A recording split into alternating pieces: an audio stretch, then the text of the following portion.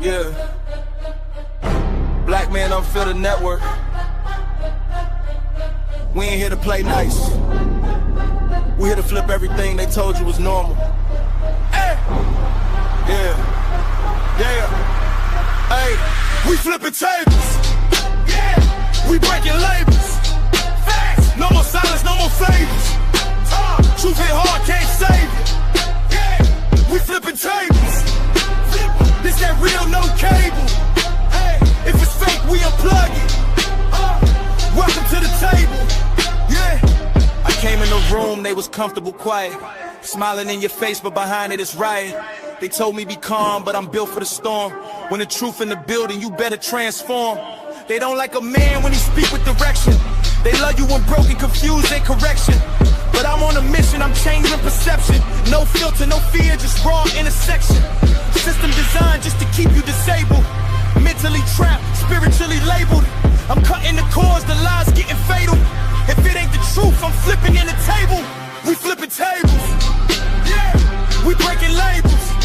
Facts. No more silence, no more favors. Truth hit hard, can't save you. Yeah, we flipping tables. They said don't question, I said watch me. Too many men out here living sloppy.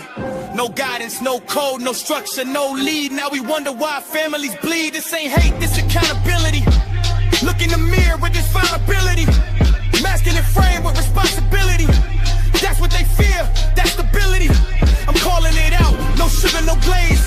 We breaking these cycles, we shifting in the phase. Legacy built, not lost in the maze. We done being silent, we enter a rage. This ain't just a podcast.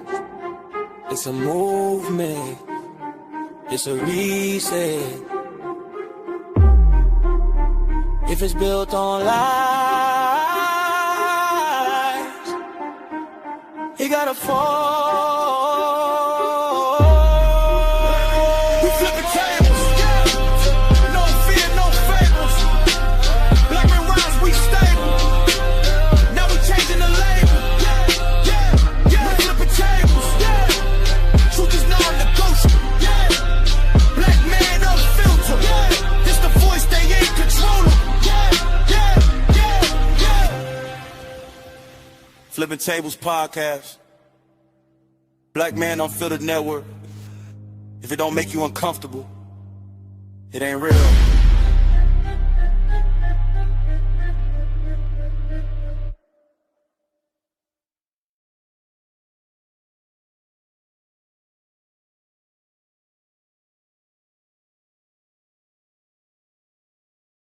If y'all can hear me, put a one in the chat. Put a one in the chat if you can hear me. It's so good to be back with y'all again tonight for another episode of Flippin Tables here on the Black Man Unfiltered Network. Listen, I'm glad that you're here. Hit the like button, hit the subscribe button right now. That helps with the algorithm. That helps get this great content and keeps that great content going. So I love the fact that you guys are here. So hit that like button. Hit that like button now. I appreciate each and every one of you for joining tonight, whether you are joining from Twitch, whether you're joining from Instagram, whether you're joining from YouTube, so on as Facebook, so on and so forth, man. I appreciate it. A couple of house rules, guys. If you want to be a part of the show tonight and you want to come on the panel and voice your opinion, you got to be sitting still. Camera got to be perfect and no noise in the background as I asked for that. If you want to come up, the link will be in the chat if you want to do that, because I want to give a voice to the Democratic Party tonight. Now, I know that we're hard on the Democratic Party, and we say that the Democratic plantation is what's going on in the world right now, and I agree with that, and I believe it wholeheartedly that the Democratic Party is trash. I believe that, but tonight I want to give a voice to those who believe that the Democratic Party is the party and the savior of America. Mm-hmm.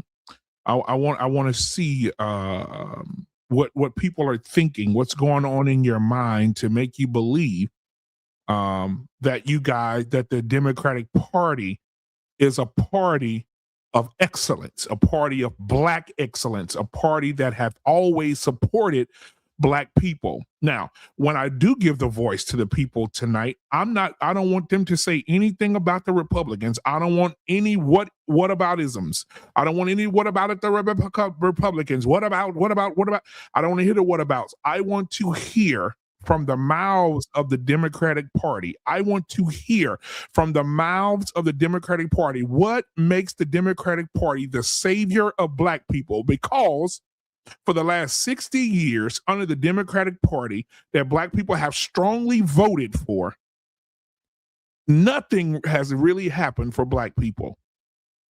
Now, people thought I was being funny a while ago when I said what I said about Obama. Black people thought Obama was their savior. He was not. What did Obama give you? Obama gave you bombs, booty, and deportation. What does that look like? When I say booty is the homosexual marriage. But did he do anything specifically for Black people? Absolutely, 100% no. I want to know, in the last 60 years, what has the Democratic Party, give me 5 superstar things that Black people right now have experienced from the support of the Democrat Party. I want to know. And if somebody can prove me wrong tonight, then prove me wrong. But I want to know. I want to even know the history. I want to know the bowel of the Democratic Party. Has the Democratic Party always been in the corner of Black people? I want to, as we go along further in the weeks, we're going to continue to break this thing down in the Black community. And one of the things I want to break down tonight is the Democratic Party is a plantation for Black people. It's a plantation. It's a mental plantation. You never seen fences at a plantation because they had them mentally restrained. The Democratic Party is that. Next week, we're gonna discuss Dr. Martin Luther King, who was a Marxist, and he was not good for Black people either. Matter of fact, I'm going to prove to you that he didn't even believe in the Bible. We're going to discuss that next week, because we have to start, some of the things that Black people are attaching themselves to has corrupted us as a people, and we really don't know the truth. Well, we're going to know the truth here on Black Man Unfiltered Network over here. We're going to talk about the truth. Martin Luther King, I'll say it here and I'll say it first and I'll say it loud and proud. Martin Luther King was not shit. He had a dream. He was a puppet. And when the puppet got out of line, the puppet got buried. But we'll discuss that next week. How Martin Luther King led the movement with a racist white woman that led to 22 million babies being deleted. We're going to talk about it, but tonight, right? Because we know Martin Luther King was a Democrat too, right? A Democratic puppet. We know Jesse Jackson, opportunist, Democratic puppet. Al Sharpton, opportunist, Democratic puppet. All of our leaders were puppets. All of them. Except Malcolm. Malcolm X was, that's the guy. If you want to go back in history, you want to talk about somebody, Malcolm was the guy. Yeah. Mm-hmm. I believe Malcolm. But Martin Luther King was knocking more holes down than Future. But we don't talk about that though. Ladies and gentlemen, if you want to come on the panel tonight, I would love to have you. We have a few good men in the back right now, pause, that we're going to bring up and have this discussion tonight. I am going to allow anyone who's speaking to have uninterrupted time. Uninterrupted discussion on their part, and then we will rebut anything that they may say that we could correct and or have a sensible argument, adult argument about. Okay?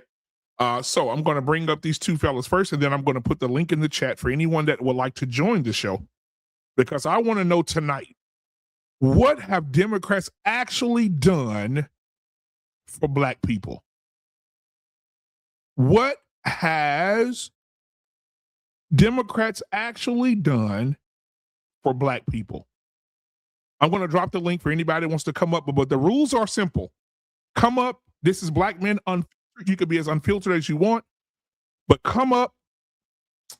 Make sure your camera's on. Make sure there's no TVs on in the background. Make sure there's nobody talking in your background, because we want to make sure you're heard.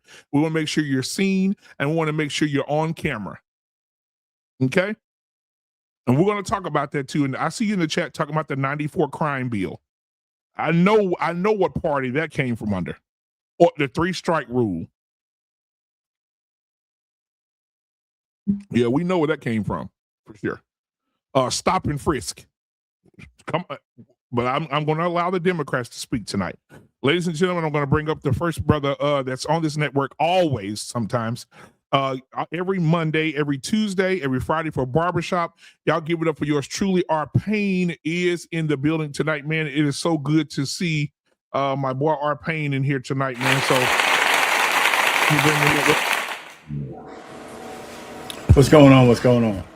Good. All right, now the next person I want to bring up, man, I met him a few weeks back. Me and him had some spats on the TikTok circuit, talking about politics. I want to bring up my other brother from another mother. Give it up for Goldie in the building tonight. What's going on, my brother? I want to bring up my other brother. You got an echo in your background, Goldie. I think you may have. Okay, we went away. All right. Last but not least, I'm going to bring up another brother, man. Listen, the brother is in his 50s, but looked like he in his 20s, and he stayed away from a lot of women. So I think that this is a good brother. He's a father. He is a husband. He is a good man. Seriously, guys, all jokes aside, he is a really good guy, really good family guy, and we love him here, man. And whenever I can get him on, I'd love to have him. So, guys, put your hands together for the one and the only man. Dame is in the building, man. What's going on, my brother? What's up, y'all? Good to see you, man. I see you getting ready, Nikki, so I'll bring you up when you're ready. So guys, I want to have this conversation tonight, and I don't want to have, the screaming, like, all the screaming and cussing each other out like other panels do. But I really do want to understand something. What actually has the Democratic Party done for Black people? And I have an opposer here. Our Pain and I will be the opposing voices tonight. However, I would like the Democrats to speak first. And Goldie, I'll allow Goldie to go first, and then Dame to come in. Goldie, give us your thoughts on what has the Democratic Party done. Nikki, give me a thumbs up when you're ready. What has the Democratic Party done? Hold on, I'm bring up Nikki first. Ladies and gentlemen, I'm bringing up, hey, nothing like good old kinfolk in the building tonight, ladies and gentlemen. All right, she is a vet. She is she's an educator. She is the wife of a pastor. Give it up for yours truly. Nikki is in the building. What's going on, cuz?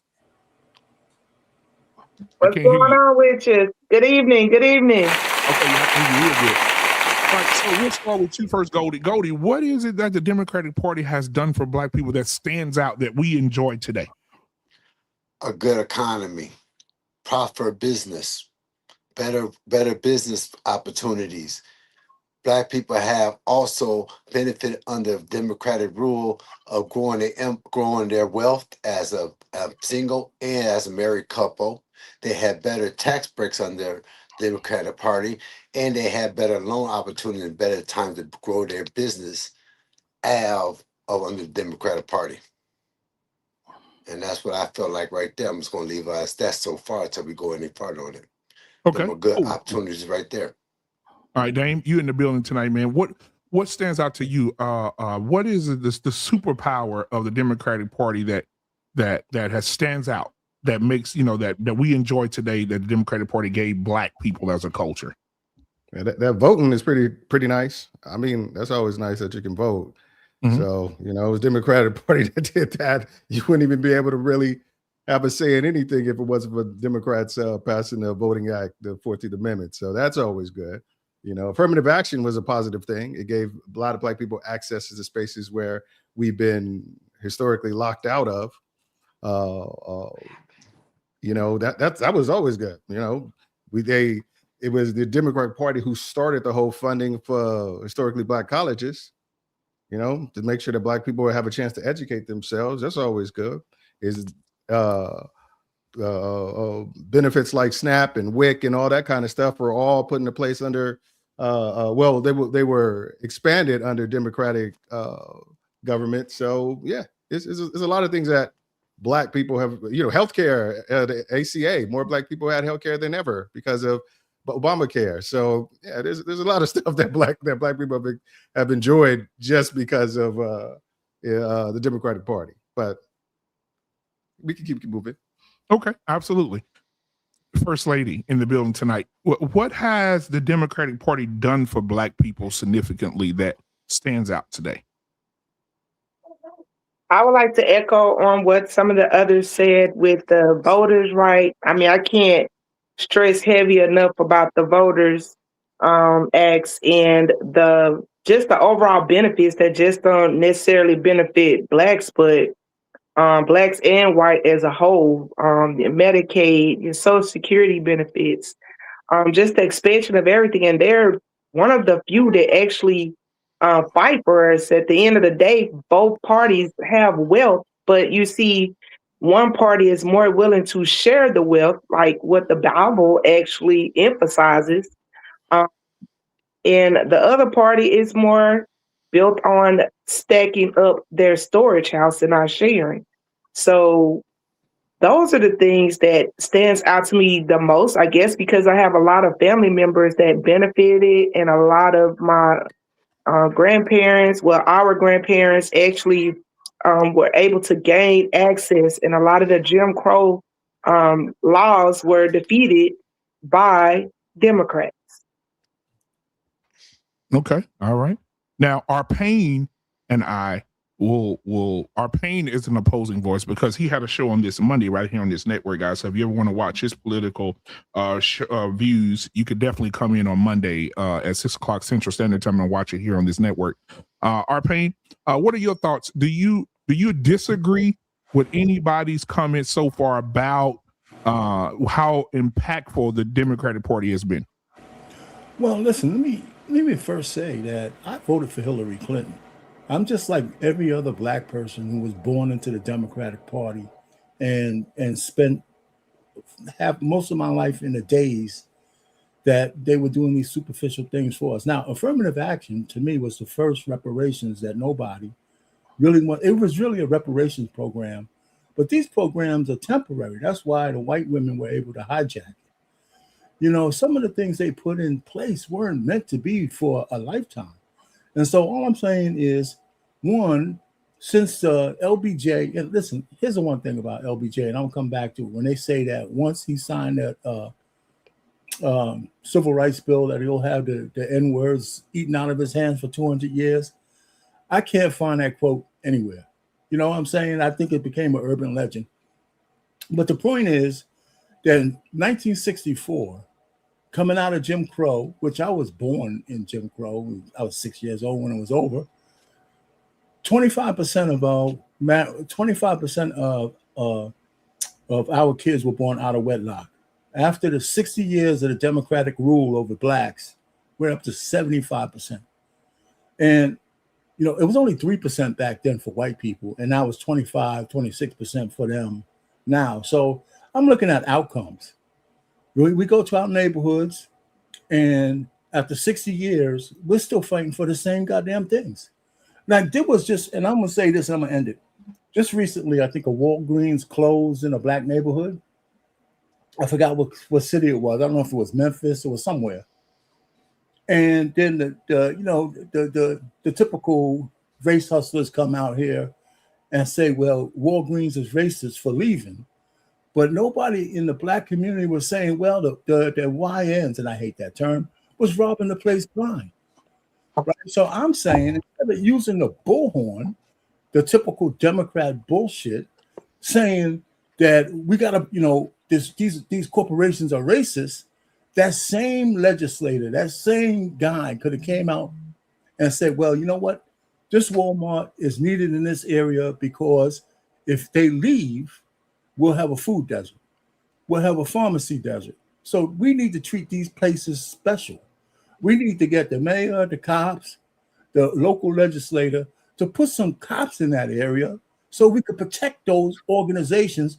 So People can't rob them blind, right? And we protect those things and instead being proactive. But no, we never hear that. It's always after the fact how we're victims and shit.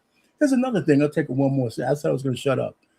If I was the same guy who's a legislator, not only would I have protected zones where the cops are there protecting and throwing people in jail, I would say now that we're protecting those businesses, I'm going to go to corporate and say, hey, listen, in this area, you're doing really good business in this Black community because we keep it safe. How about giving us some discounts on a regular basis because we're protecting your stores?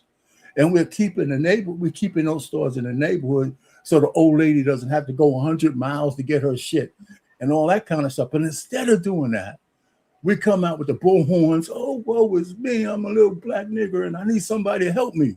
You know what I'm saying?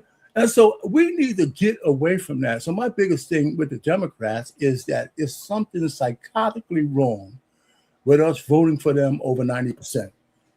That's more cult-like. We should be somewhere in the middle. We should be looking at policies on both sides and voting for people not because they're Black. And part of my thing yesterday, I put up like 30 freaking Black women who were judges, mayors, lawyers, DAs, legislators, and every single one of them in the last 10 years was fumbling the bag over some criminal bullshit because they're trying to be like white people. You know, so I'm just saying, you know, we need to be somewhere in the middle, and you can vote Democrat if you want, but let's do it on policy and not on skin color. Let's do it on policy and not on skin color, and not on whether the person has a vagina. You know, that kind of stuff. We need to grow up legislatively and be independents. Can I retort? Yeah, you sure can. Go ahead. Just mainly to you, I do the first part and your last part. Your last part first. Not many people who have a skin color of us or have vaginas are running. The majority of the people we vote for don't look like us. Yeah, if you're in Atlanta, maybe there might be some more, but around United States, New York, California, Texas, everybody else, you don't find a whole lot of people voting just off skin color. I think people are voting based on historically who has had our best interests as a people in mind the most, and it has been historically Democrat. And to the first point about the Walmart, most of these people like Walmarts and the people that are closing is not just because of Black people are robbing them. It's a lot of because of most of them, if you dive into it, we'll see is because of people, the delivery services and stuff like that, and what have you. People have more access. They're going to what's cheaper as opposed to and more convenient. Target is expanding at the same clip as Walmart was, and they're not closing down any stores, and they're in the same neighborhoods. So I don't think we just can blame Walmart. Walmart's they didn't change their business model, and they suffering from it. It wasn't because Black people were robbing stores. Just a minute retort, because I don't really disagree with anything you just said, Damon. Because the point really is this: if in general we don't mind voting for white people, then why are we crying over the second emancipation of the American Negro by the SCOTUS changing whether you can gerrymander based on race? If we're not afraid to vote if the people are white, but they have the right policies, that's who we should vote for. So we can't say just because I can't pick a Black man in a certain area that we're being discriminated against. Well, we can't keep anybody in any area. Wait a minute, let me just finish this. Okay, if you were able to vote on April 28th because you had the right credentials, SCOTUS put out their edict on the 29th, and on the 30th, you're still able to vote. They just said you can't gerrymander based on race. And that is unconstitutional. You could do it based on partisanism, but not on race. And if we vote for white people, if they say the right things, then what are we worried about? Then what are we worried about? Well, most of the districts are like that because we do vote for the white person that is best interest for us. But when they rejiggerman those districts, they more districts to people that don't got our best interests at heart. So when they put those districts in there, they don't got our minorities' best interests at heart. They got their best interests at heart. And they're not looking to benefit us. And even though if they come with the policies that if we have a candidate that's in there that has the policies that we want, that we got for, the policies that the other people that's more against what we have or what we want is going to vote for that candidate to eliminate what we have. And that's why they rigged those lines like that so they could get what they want. And that, I'm sorry. Listen, gerrymandering is a bipartisan thing. Both parties do it. So, and it's, I think it's bad all the way around, no matter who's doing it. So on that, I'm not going to argue with you. Remember now in Memphis, in that district they're getting rid of, there was a white man there for the last 20 years, Cohen. yeah, And the and black people like voted them. him in, and for the last 20 years, they still needed to bring the damn National Guard in there to get, to put it back in order after 20 years of Democratic rule. I mean, let's just look at the places where we're putting our trust in. Are they getting better at that lower level or not? And if we're still at the bottom of every scale, what has the Democrats done materially for us on the bottom? We lead in all the bad shit. And how come? And it's not just because we vote Democrat. It's something else wrong that's not being addressed. Let me respond real quick. Yeah, just want to make this quick segment ready to gerrymandering. Black people don't lose anything when Democrats gerrymander anything. Yeah, we only lose our voice when white people, when the white politicians, when the Republicans gerrymander. That's the difference. Black people still have a voice when Democrats move redraw the districts. Sometimes it even increases our voice. What happens is we lose it. You only have a voice if you vote for a Democrat when they gerrymander. We have thousands, millions probably of quiet conservative blacks who lose their voice because they're being ignored by the Black Democrat community. Not only ignored, they're being vilified, demonized. They're being D.L. Hughley. They're being all that bullshit. And like, we can't think autonomously unless we follow this liberal, democratic, socialist way of life. And it's killing us. But most of those at the lowest end. It's killing us at the lowest levels. But most of those Republicans you speak with us are black, right? They're not speaking for the black, right? I just said that most of the Republicans that you're speaking about that are black, right? They're not speaking for the black community. Well, they're speaking for their own community. And I want to say this too, go back on the Memphis thing. Okay. You speak about the Democrat that was in office in Memphis that's white, and he did not do nothing for the, had to send the National Guard in. Well, that was Donald Trump showing off. Also, if you're in a state and you're the only blue dot in a bunch of blood, it's hard to push your agendas through when every time you bring your agenda up, the Republican Party shoots it down. If they have a interest in the black vote or the black people there, then the black people would have been voting black or would have been voting Republican. And they would have voted that they could Democrat it out.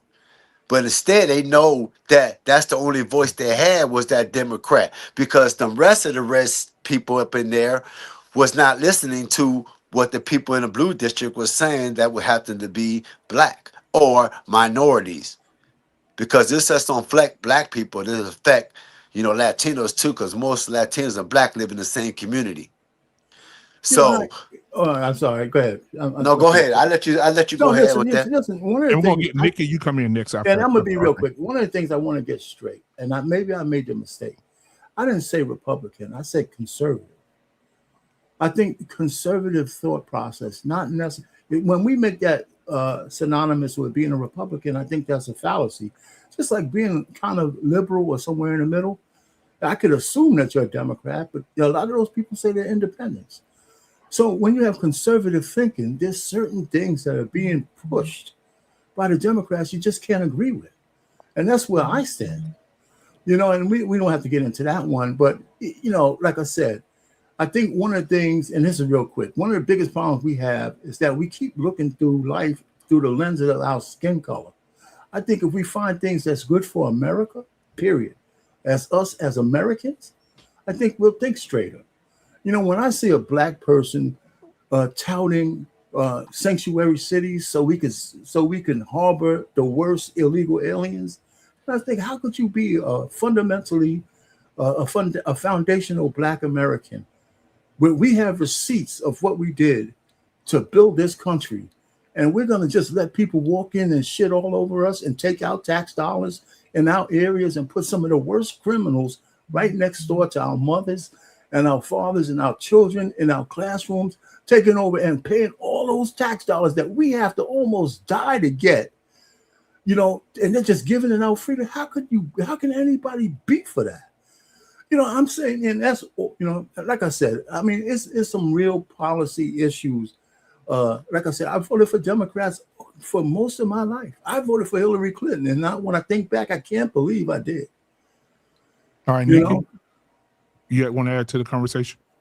Yes, I've listened to both sides, and I really think that you're taking one or two situations and applying it to everyone as a whole. Okay. As far as like the illegal aliens, when everybody talking about criminals, I don't care what the criminal is. I don't care if they're a legal immigrant, if they're a legal immigrant, black, white. One of the worst criminals I know is my brother. And he looked like me. And every crime that he did commit, he definitely deserved whatever the judge gave him. And so when we talk about crime, there are just certain issues in life, like life and death, that you don't apply to a political party. It's called being a human being. But there are certain issues.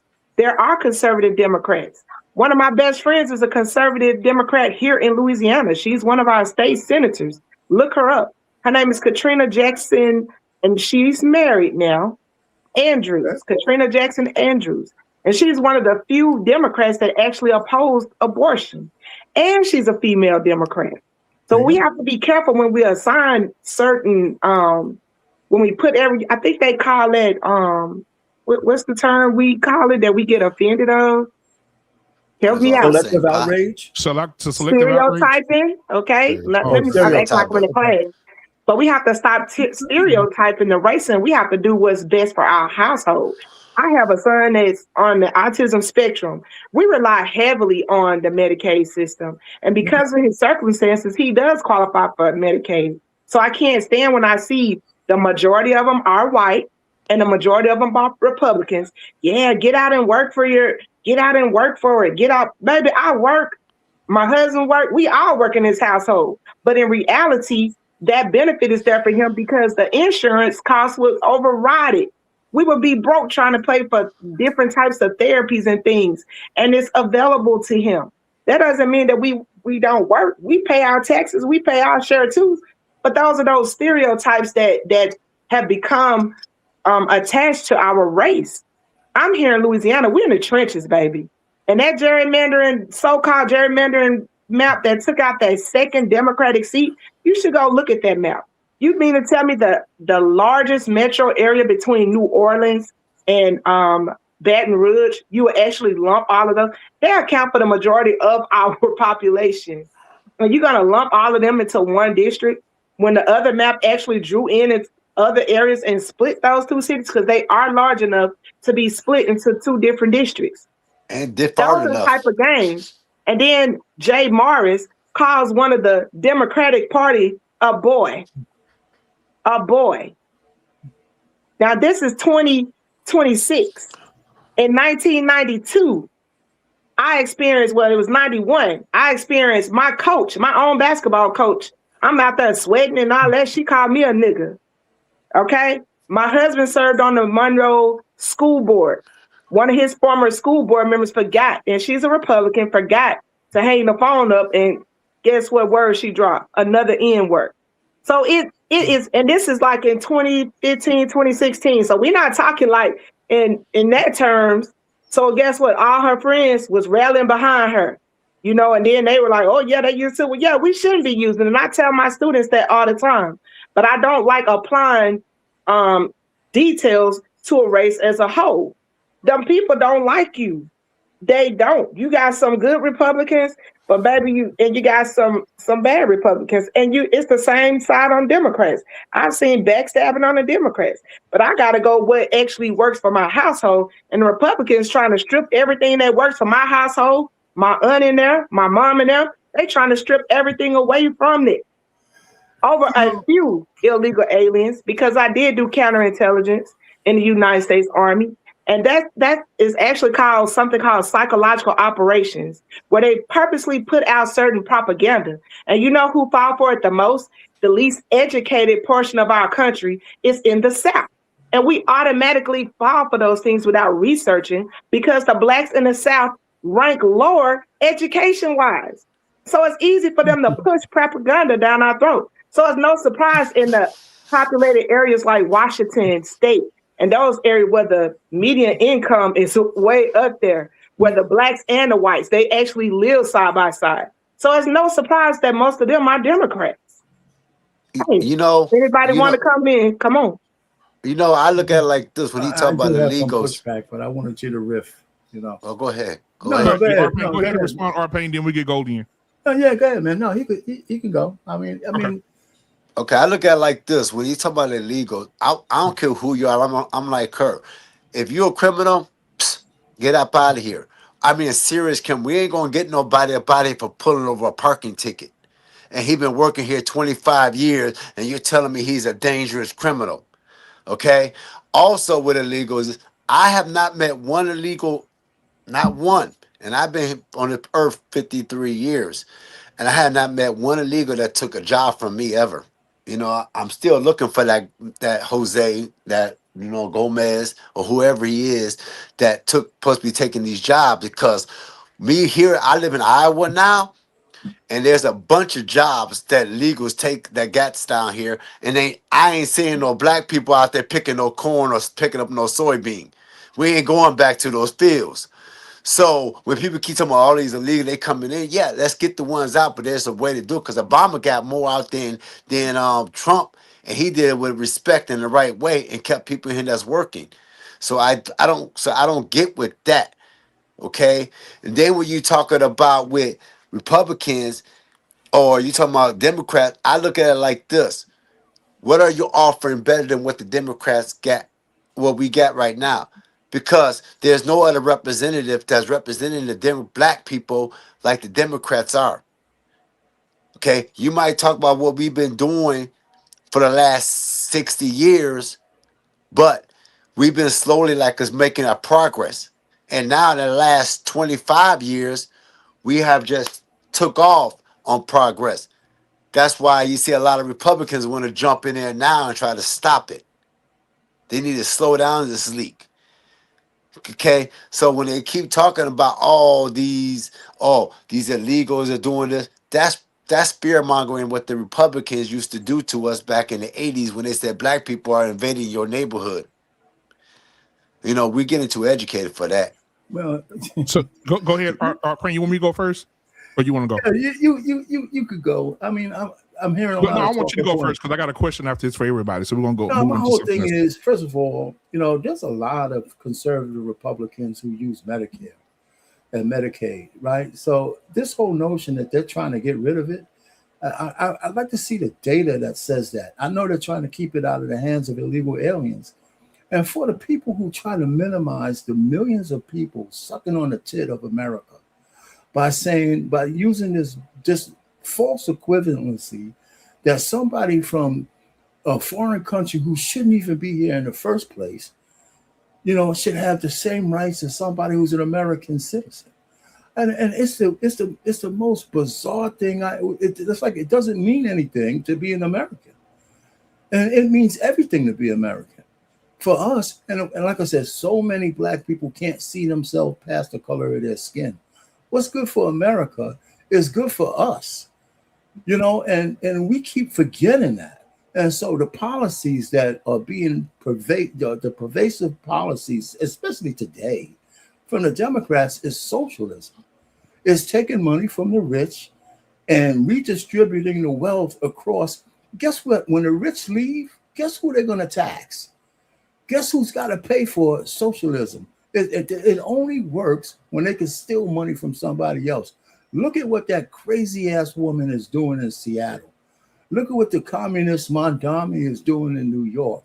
Look what that dreadful Negro in Chicago is doing when he balanced the budget. Yeah, exactly. $2 billion balance budget. When he backstabbed all of those people who voted for him and put thousands and thousands of illegal aliens in their area and told them to go pound salt. He even got the most radical leftist black women to say, you know what, we're flipping this place red. You know, it's not me talking, it's the Chicago people talking. And Chicago is one of the most lawless cities in the inner city than anywhere when it shouldn't be. Every single weekend. You know, so I'll just land it there. Go ahead, BMU. I mean, I think we should think differently than just being usurped by one party at 90%. And the women I can understand, right? Because I believe a lot of black women have it in that necessary. They need people to affirm them all the goddamn time. I think the worst thing is for black men who can push these liberal policies of gender affirming care, you know, chicks with dicks in women's bathrooms, and all of these kind of crazy open borders, you know, no cashless bail, all of these kind of things I can't get with. And I don't even want to talk about the baby deletion thing, and that's bigger than any party. Just self-destruction of the black race by the millions. You know, so I mean, come on. I mean, just being a conservative, hell with being a Republican. How can you just not be conservative? But go ahead, BMU. Oh, I'm sorry. I said it. No. This is my question. So you could, Dame, you could go first. If Black Americans have voted overwhelmingly Democrat for decades, why are many Black communities still struggling with crime, poor schools, poverty, and low wealth ownership? So, Dame, you can start and we'll go around the room. I can honestly, great question. The reason why we still is because for every step that a Democratic policy puts us forward, there's a Republican Party policy ready to knock us back down. That's generally the way it was. That's the ebb and flow. Can we give an example of that, though, Dame? A perfect example, affirmative action. Affirmative action, it highlighted and gave access to people of color, not just Black, and not just, it gives it to women as well, access and to considerations with jobs, school, things like that, access. And it was actually some national funding that were under the affirmative action banner. What happened was when you take that away, you take away that access to jobs, to school, to educational funding, and things like that. So yeah, it makes us less healthy. It makes us less educated. It makes us less safe. And you said the Republicans did it, or who Yes. hijacked it? The white women hijacked the affirmative action. And it was the Chinese in court that destroyed it by winning that battle because they wouldn't let the Chinese in because of affirmative action. Right? Well, so there was, remember that big court case where Chinese guys win because they were being discriminated against? Well, that was at one school. That was at Harvard. That was it's a national thing. And it sets precedents across the country.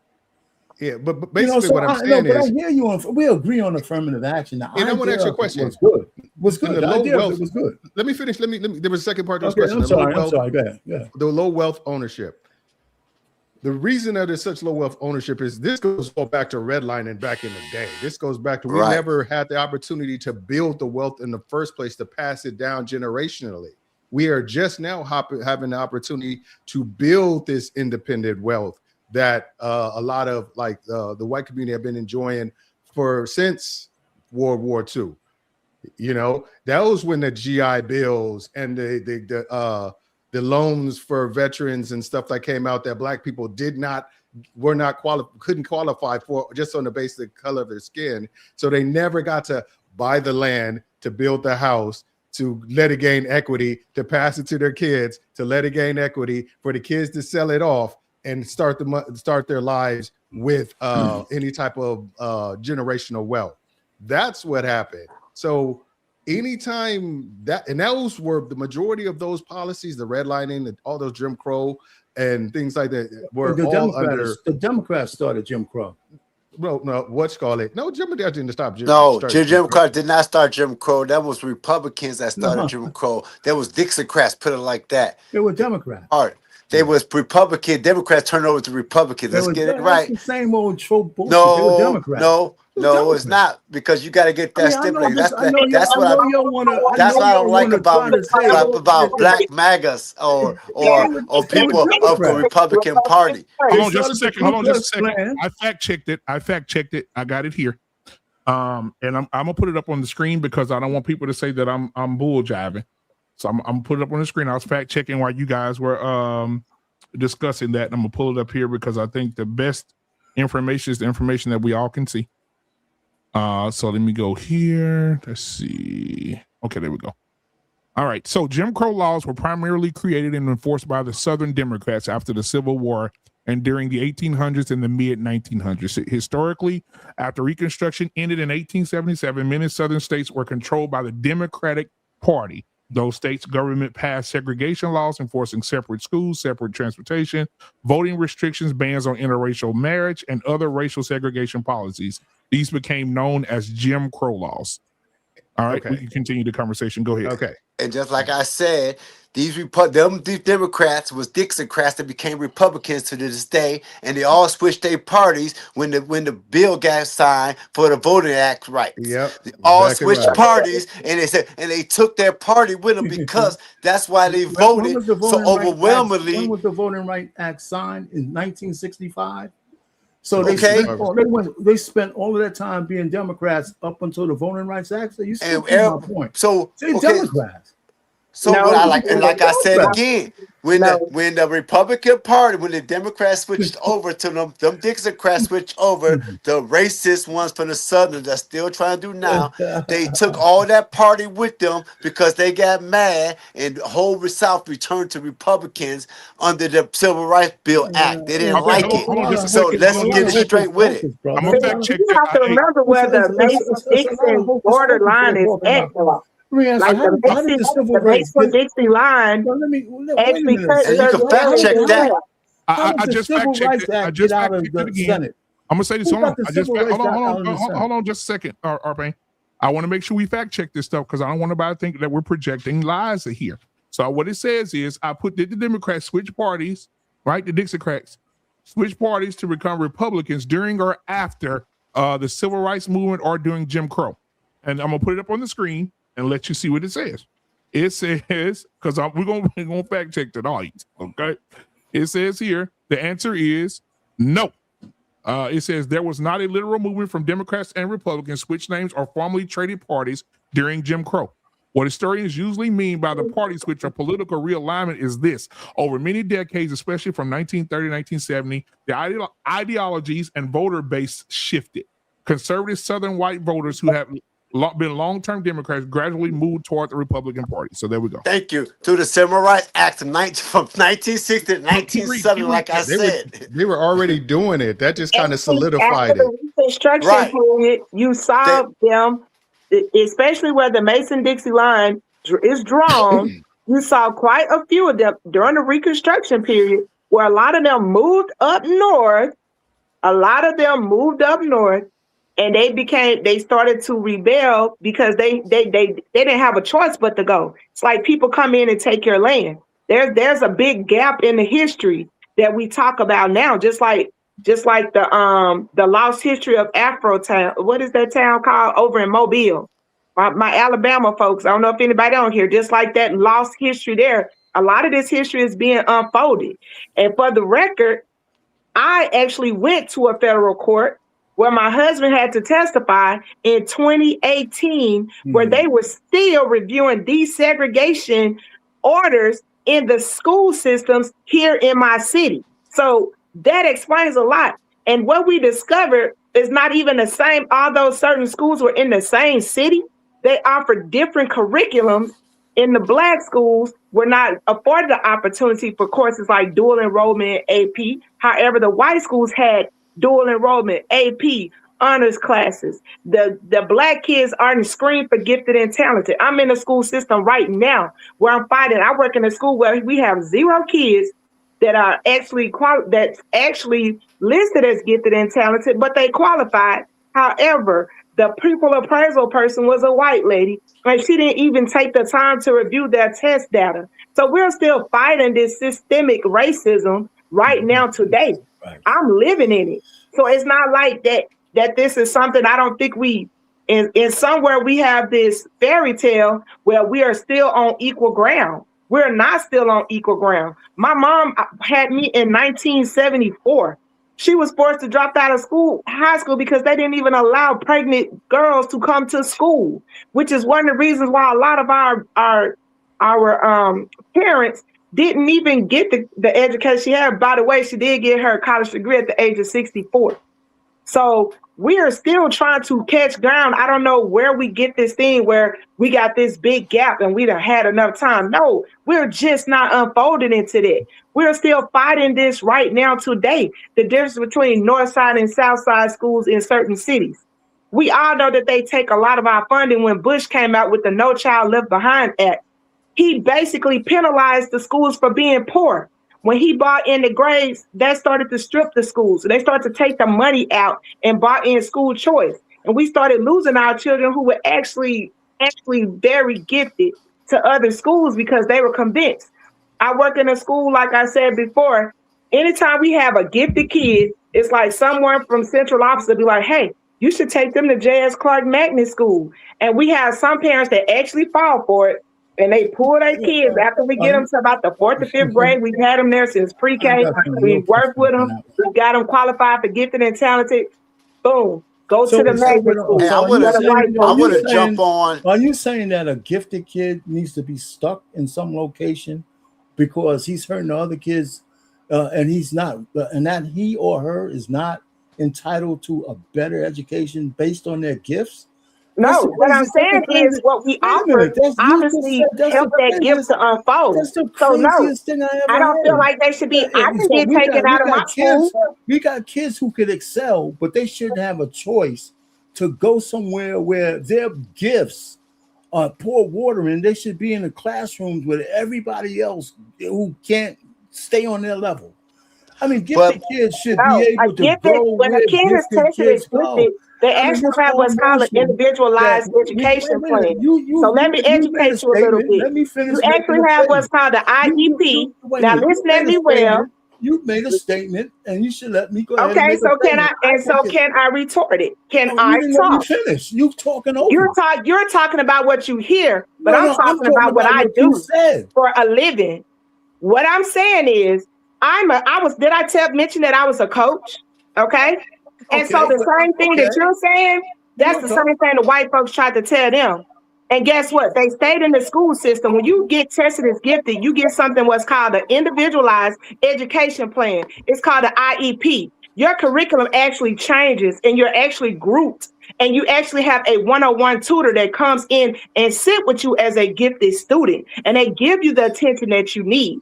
When I was at Richwood High School, and you could go check my Facebook account, I have one that just got her white coat the other day. We were back here in the trenches where the median income level is probably about 16 to 17,000. 90% of the kids is Section 8. 90% of the kids free or reduced meal. And out of that group of girls that I coached, 10 of them, out of the 15, 10 of them have college degrees. I have an RN, I have a veterinarian, I have a chiropractor, I have 2 nurse practitioners, and one just received her white coat to be a chiropractor. The other 4 went into the military. One is now about to get her sergeant major, and one is a warrant officer now. And that's out of one group of girls. And I claim that group because I was there with them from the middle school. I was from 7 through 12. And that was the group that I stayed with all the way to the 12th grade. It was my first group of pilot girls. We didn't have a large basketball or track team. But every last one of them went to college. And I'm so glad that they stayed. And their parents trusted people like me that got it out the mud, who know what it takes to beat and defeat what it's like. Whitewater, Just because the white folks put ice in their water, don't mean it's colder than ours. Lady Matt. I know you think you said something. I'm proud of your accomplishments, but the fact that you're going to say any policy that disallows a person who's gifted to go where they can both benefit, whether they stay in the school or not, any policy that prohibits them from going is a bad policy. That's all I'm saying. So if it's a charter school, just because it might take the most gifted out of a local public high school or grammar school, doesn't make the charter school bad. It does because it takes money from us. Let me finish. I'll bring you up, Brian, in just a second when you get settled. Man, I'm done. So these policies are just, and let's just talk about wealth again. And I think that one of the things I think is each one teach one, right? Generational, we'll never catch up to the generational advantage that white people have, and we need to stop doing that. I think we need to stop beating ourselves up. We need to start where we're at to build the generational wealth that we're talking about. And I think we misuse generational wealth. We just need to do better every generation so the kids that come behind us have the benefits of our knowledge going forward. And it's never going to be equality of outcomes across the racial line. Some of us are better with money than others. Some of us know how to teach investing than others. So very few people. We have a dearth of Black Americans who invest in the stock market, other than maybe their 401k plans. So we need to understand the difference between Main Street and Wall Street, and I think we need to be able to teach our kids that. And some people can just do better than others. That's just the way it is. And so are they going to ever catch up to the 10th generational white person who's been able to stack their bread and property? No, but we can start where we are, and that's what we need to do.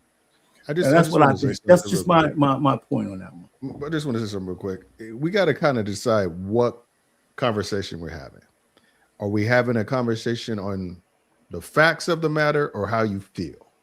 Because I'm never going to try to convince somebody to feel a different way to feel. If you don't like homosexuals, I ain't going to convince you to. If you think abortion is wrong, I ain't going to try to convince you to. If you think women shouldn't lead men, I'm not trying to convince you to, because that's who you are. But if we just want to talk about the prompt is, who have we done better under? Statistically, have we been healthier as a people under Democrats or Republicans? Always the answer is going to be Democrats. ACA, no, I disagree with that. Second, let me finish. ACA has, like I said, we can go back if you want to, but let's keep it contemporary. ACA has had more Black people with medical health care than in the history of any other time in the United States. Outside of I'm talking modern history. Then are we wealthier? Unemployment statistically is for Black people is just better under Democrats than it ever been under Republicans. And that's just a fact. You can Google that as much as you want. Are we smarter? College enrollments, funding for college, things like that, grants and access for Black people to higher education has always been higher under Democrats. And it's just those are the things that you measure, or something is one government better than the other, and it just takes simple Google searches, devoid of any emotional bias, to show that as a people, Black people fare better under modern democratic governments. That's just the way it is. But like I said, if you want to make this an emotional conversation about how you feel, or if you're religious and it don't jive with what the Bible teach you or whatever like that, then you're going to think what you're going to think. But if you want to deal the fact of the matter, it is what it is. Well, first of all, I disagree that on your basic premise, and we should look up some of that, because it depends on the administration. Now, have conservatives hurt Black folks? Yeah, but over the 60 years that we've been giving our votes for the Democrats, our family structure is destroyed. That's not emotionalism. That's just fact. And we got a bifurcation in the Black community, which is fact. We got people who can conjugate a verb and pay for their mortgage and all that kind of stuff, and they think that's the new Black community. But it's the people that's left behind that live in lives of quiet desperation in all those sanctuary blue state cities, right? It's not a whole bunch of, and maybe there are some places where the white kids are doing this, but there's not a whole bunch of roving teens going crazy like the Lord of the Flies, in the white communities. It's all of these. I mean, it's just crazy. Now, I'm not. I got to. I just have one question. One question. You said what you had to say. Wait, let me just one question. Are Black ahead. people poorer in blue states or red states? No. It's the behavior in all states. And the Black communities have a trouble that you could stretch across the whole United States. That's the one thing on the lower level. The bifurcation of the Black community is a fact. We got people looking at one level and forgetting about the people who they leave behind. That's why when most Black people get any kind of money, the first thing they want to do is move away from other Black people. So I'm just trying to tell you, we could put all these things that the Democrats are doing. The only thing is that they take Black folks' votes for granted. That's a fact. And then we can't expect the Republicans to do a whole bunch, conservatives to do a whole bunch for Blacks when we don't vote for them. So we're disenfranchised on both ends. So I think that we should be independent thinkers, whether a person's skin is Black or not. What's your policy? Being against chicks with dicks is not an emotional thing. I'm against that in female because I believe in Title IX because I remember how hard women fought for that. I'm old enough to remember that. The Democrat got that. Women benefited big time from Title IX, and we're trying to take that away. Women are losing scholarships. Women are losing championships. That's not emotionalism. It's just fact. So anyway, but go ahead. Let me ask this next question real quick. Goldie, I'm gonna let you go. I'm gonna ask this question, and you can say what you have to say, but I won't put this question up here. Beans, welcome to the show tonight, my brother. I see Nikki came back. Okay, Beans, welcome to the show, man. I want to bring up this question right here for anyone that wants to answer, but we'll start with you first, Goldie. Can Democrats point to policies that created Black ownership and generational wealth, not just assistant programs? Yeah. Go ahead, Goldie. Give us those policies.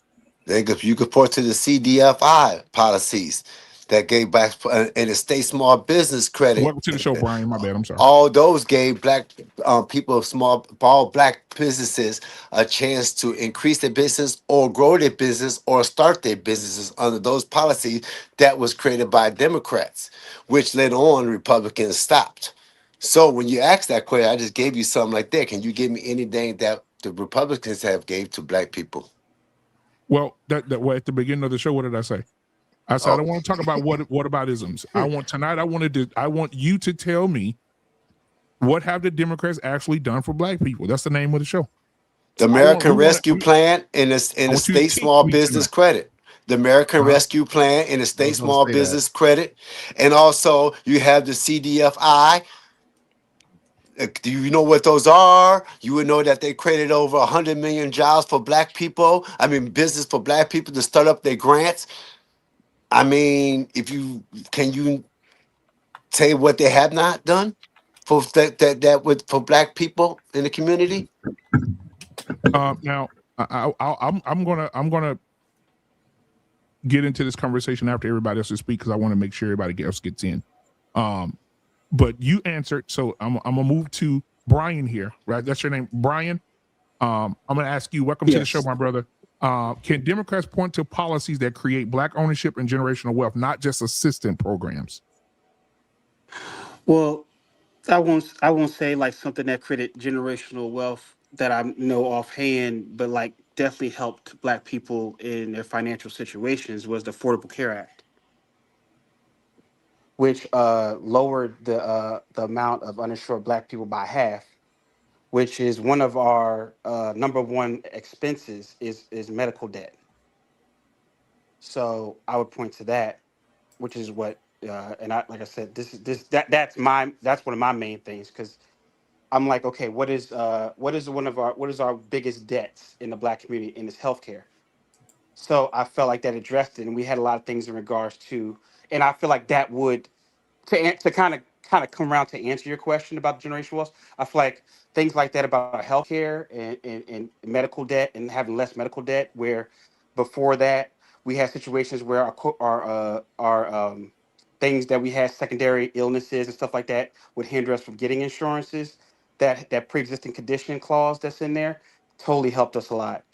Uh, which also, like I said, can in some ways create generational wealth, or definitely help us in our income and get out of certain debt or whatever. So that's my thing. Just coming in the conversation, just off the top of my head. Can I just address the meat of the question real quick? Number one, there isn't any policy that will create generational wealth. Generational wealth is created over generations. So there's no policy that one policy can say, okay, boom, now all your grandkids gonna be wealthy too. That doesn't exist. There's nothing that's done for white, black, or any other races that has created in itself generational wealth. All programs, like I said, the GI Bill or any of the like home buying programs that white GIs got after leaving World War II, is what started the ball rolling to generational wealth. They bought the land, they built the house, it got equity, they passed it to their kids, it got equity, they sold it, bought bigger houses in other places that got more equity. That's how it was. There's to expect one particular policy to create wealth long term is just not realistic.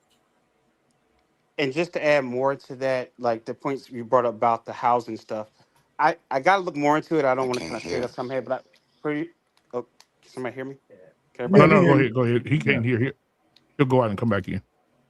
Okay, I'm pretty sure there was, I forgot what it was, but I'm pretty sure during Obama's administration, there was something he created where he was looking into like home ownership and the discrimination in the housing industry.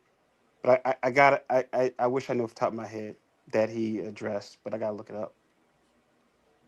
Okay. As far as addressing housing discrimination, I gotta look it up. But yeah, sorry. So we'll move to Beans. When you're ready, let me know. Give me a thumbs up. But so Nikki, we'll go to you. Can you point to a policy that created Black ownership and generational wealth, not just assistance programs? Okay, so I'm gonna piggyback off of that policy. Well, one of the things that he was speaking on about I actually participated in it, and it was the first time home buyers tax credit. He offered record-breaking tax credits, and I was able to get a home.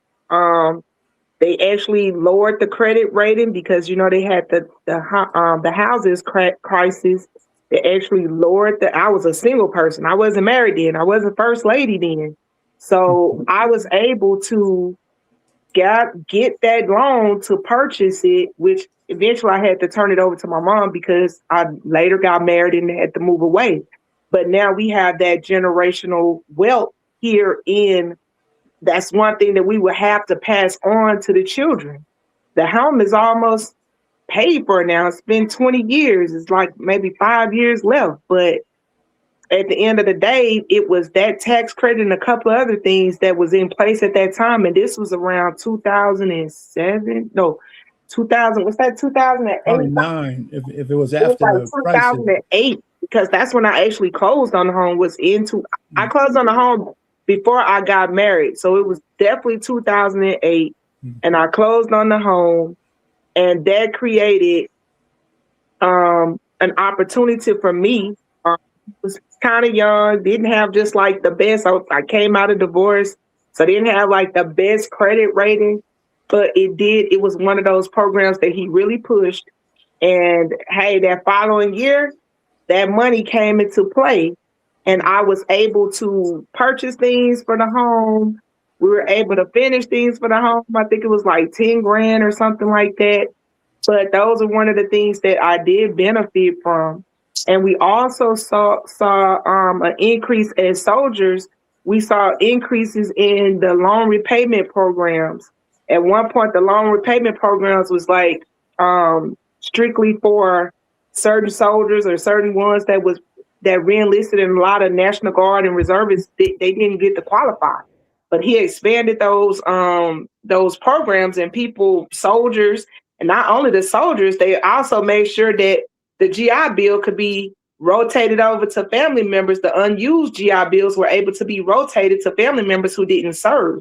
So all of those policies came into play around that time. All right. So we'll move to Goldie. I think he got a chance to answer already. Arpain. Oh no, Beans. So can you tell me, Beans, if you can, and welcome to the show tonight, what policies created Black ownership and generational wealth, not just assistance programs, but ownership and wealth? No. I can't. I don't have the answer to that. Yep. But I do have some questions, if that's okay. Yeah, go ahead. Can I use my time? So I got a question, and I want to ask it specifically. Forgive me, I'm getting old, so I'm blanking on names right now.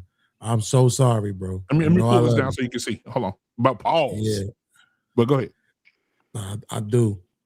Okay, so my man Dane. My bad, bro. It is not, I swear, I'm just getting old, bro. It ain't nothing personal. Let's say that you made $90,000 a year and your wife made $60,000 a year. And then I created a policy that made it to where you made $300,000 a year and she made $200,000 a year. But the but behind that is that y'all had to be divorced, kids had to be raised in separate households, different neighborhoods. Y'all was gonna hate each other, right? All that kind of shit. Would you say that policy benefited you? No, not at all. I think that's the real issue, right? When we're talking about this specifically as it pertains to Democrats. It's like, if you do something that I can show you and say, like the other brother mentioned that there may have been some grants and things that may have been given, right, to a few hundred Black people, right? When it's 42 million Black people. When we talk about Black people, we're talking about a demographic. And when we're talking about something that is benefiting or progressive for them, right? At a minimum, I would give you 40%, even though that's not even the majority. But if you said, man, we did this and it benefited and helped 40% of Black people progress, I'd be like, man, that is amazing, right? But with all of the economic progressions that we have seen from Black men and more specifically Black women, what has it cost us? What do we have to give up for that? And I think that's the real issue that people have nowadays with supporting the Democratic Party, is because the veil has come off. Nobody is just accepting, oh, you Democrat, we vote for you habitually. It's muscle memory to just go vote for you. It's a lot. When I say nobody, that was overstatement, but it's a lot more people now that are listening to the actual politics.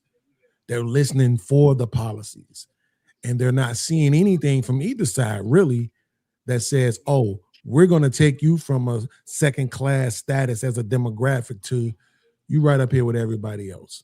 No more will you be you're at the bottom of society jokes and all of that shit. No, we're not seeing it from either party, but that includes the Democratic Party. So my question would be kind of, do you understand that, and what would your response be? Mine would be this. It's just like, did you see that Chappelle Show episode when they got the reparation checks and then they were like, click, you know, I'm like, they were like buying Cadillacs and stuff. Mm-hmm. There's some, it's funny as that is, and how it's stereotypical it is, it's some truth to that. The reason why they say, okay, we're going to have these programs and it's only going to be available to a certain amount of people is there's some trial and error. They got to make sure that the thing works before they spend all this resources expanding it throughout, even broaden the scope of it. So that's what they did. They said, okay, we got $40 million or $100 million that we're going to provide these things like that. If it works, if it's justifiable in the budget and we see it really benefiting the community, then they can say that worked.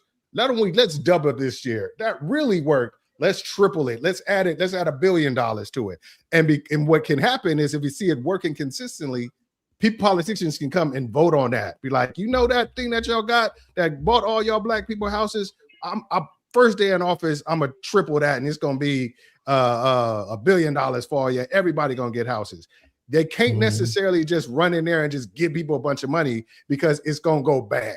Because historically, unfortunately, we haven't known how to manage money effectively. There's still some learning curve when it comes to managing certain things effectively in the Black community. That's why I'm okay with them doing it for a small and then building it up. I'm like you. I agree with you. First of all, I know you don't mean it, but I take offense to you saying that we never learned it, right? Because we did.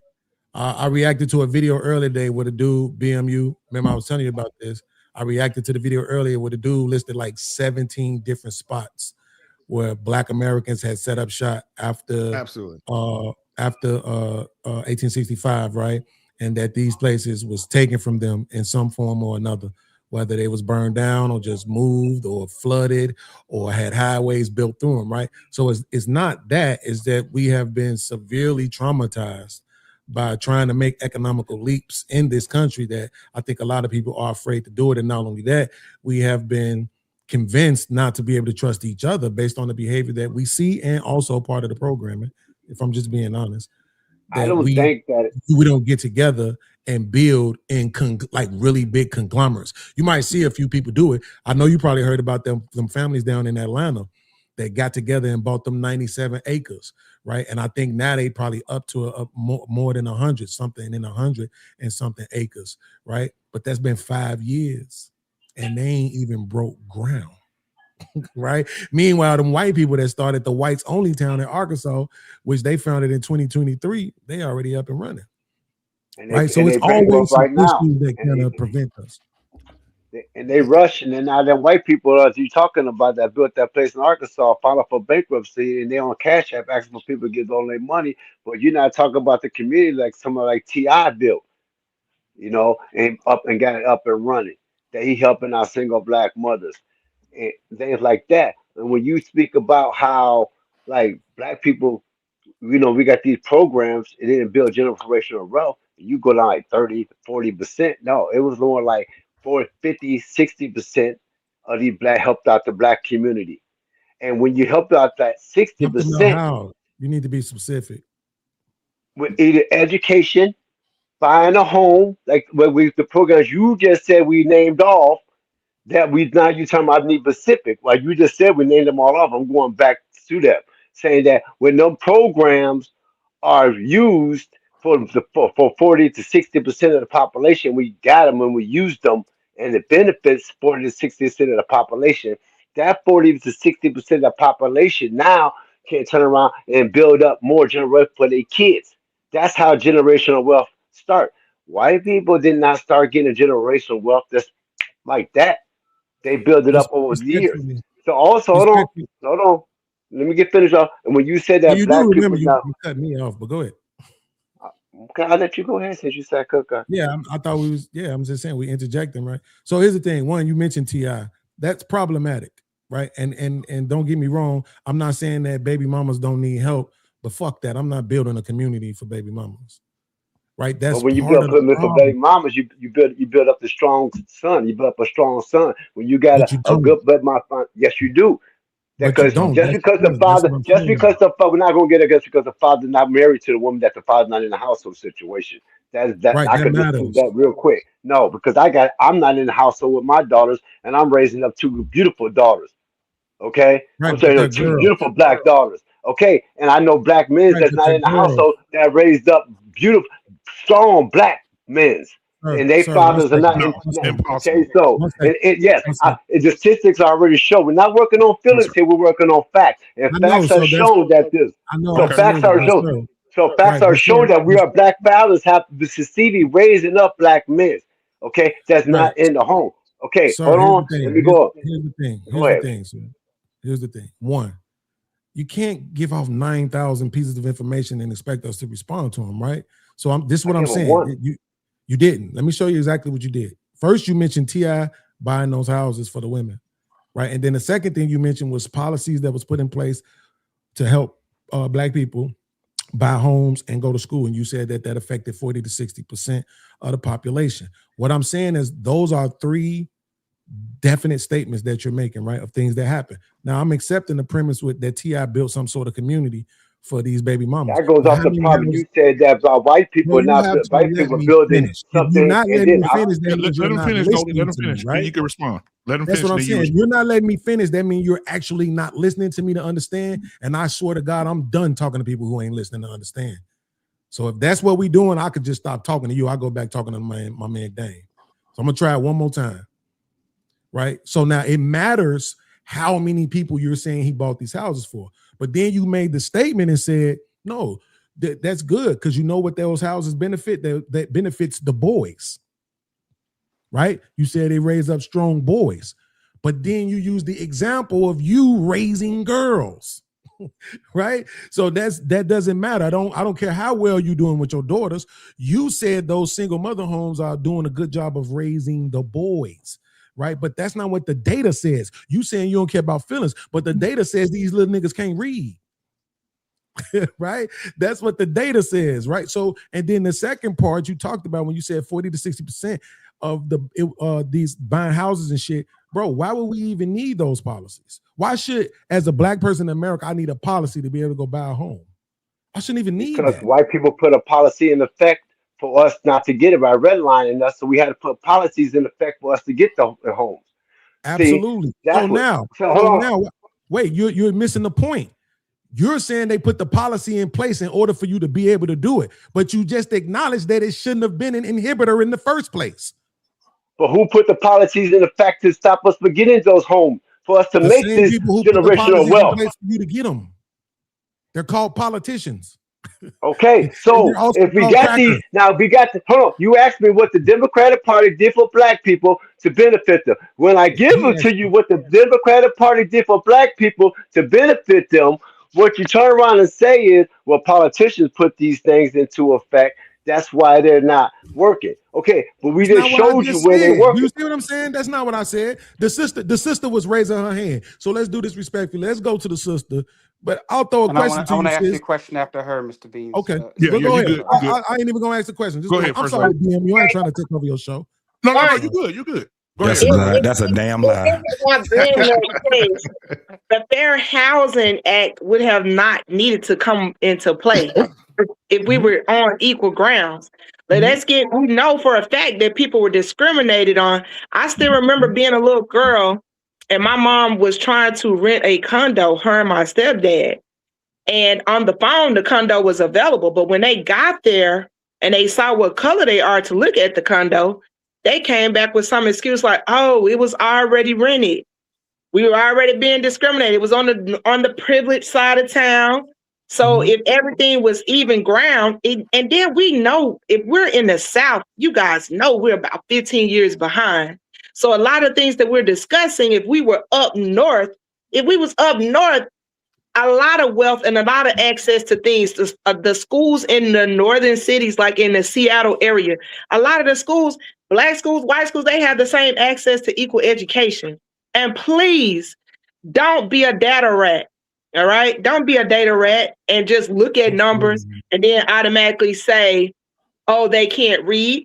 I'm going to give you a perfect example about reading. OK, Louisiana has a system called the DIBELS test. OK, so the DIBELS is this literacy screener that they use now. Right. They use this literacy screener and that test. I have a video where my mom and a bunch of us, and we're very fluent readers. But that test is designed where they have something called nonsense words, made up words. But even though we train the kids the whole life and we say, use your words, sound this out, memorize this. But then a portion of that test has something that's called nonsense word, make-believe words.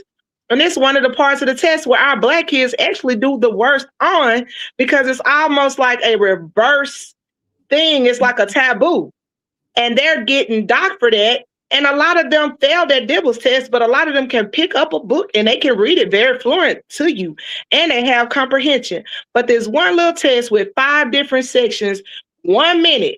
My son is a perfect example where he is. Okay, so you see what I mean right here. You just gave us 3 premises. Right? How we gonna remember to respond to all of them? Do you see what I'm saying? Y'all have to learn how to stop at some point. Okay, so you want me to stop after the Fair Housing Act because y'all kept on going. So I'm just answering everything that you and the other young man were going back and forth on. Y'all were like all over the place. See, here's the problem. So I'm taking it one by one. One, Fair Housing Act. 2, don't be a data rat. And that's it in a nutshell. The data does not shows exactly what our black boys, our brown boys and girls know. And that's just all I'm saying. Okay, so here's the problem, right? You said you came in and you said you talked about the Fair Housing Act, but that was irrelevant. We already had established about the housing, the laws made to keep them from going. Like if you're just gonna jump in, it means you're not listening to understand. Right? So here we go. I'm gonna try again with you one more time. Ma'am, we already had established before you responded that the brother said we needed it. Because he asked us who put the policies in place that made us need the Fair Housing Act. So we already had established that it was needed. But the point is that it shouldn't have been needed. You didn't say the name, though. You wasn't specific. And I thought you were looking for specific details. Which you still didn't give. Right? That's what I'm saying. You told us that we needed the Fair Housing Act, which we had already established that it was needed, right? To repair something that was done. But the fact is, if it wasn't needed, and here's the point about me saying it shouldn't have been needed, right?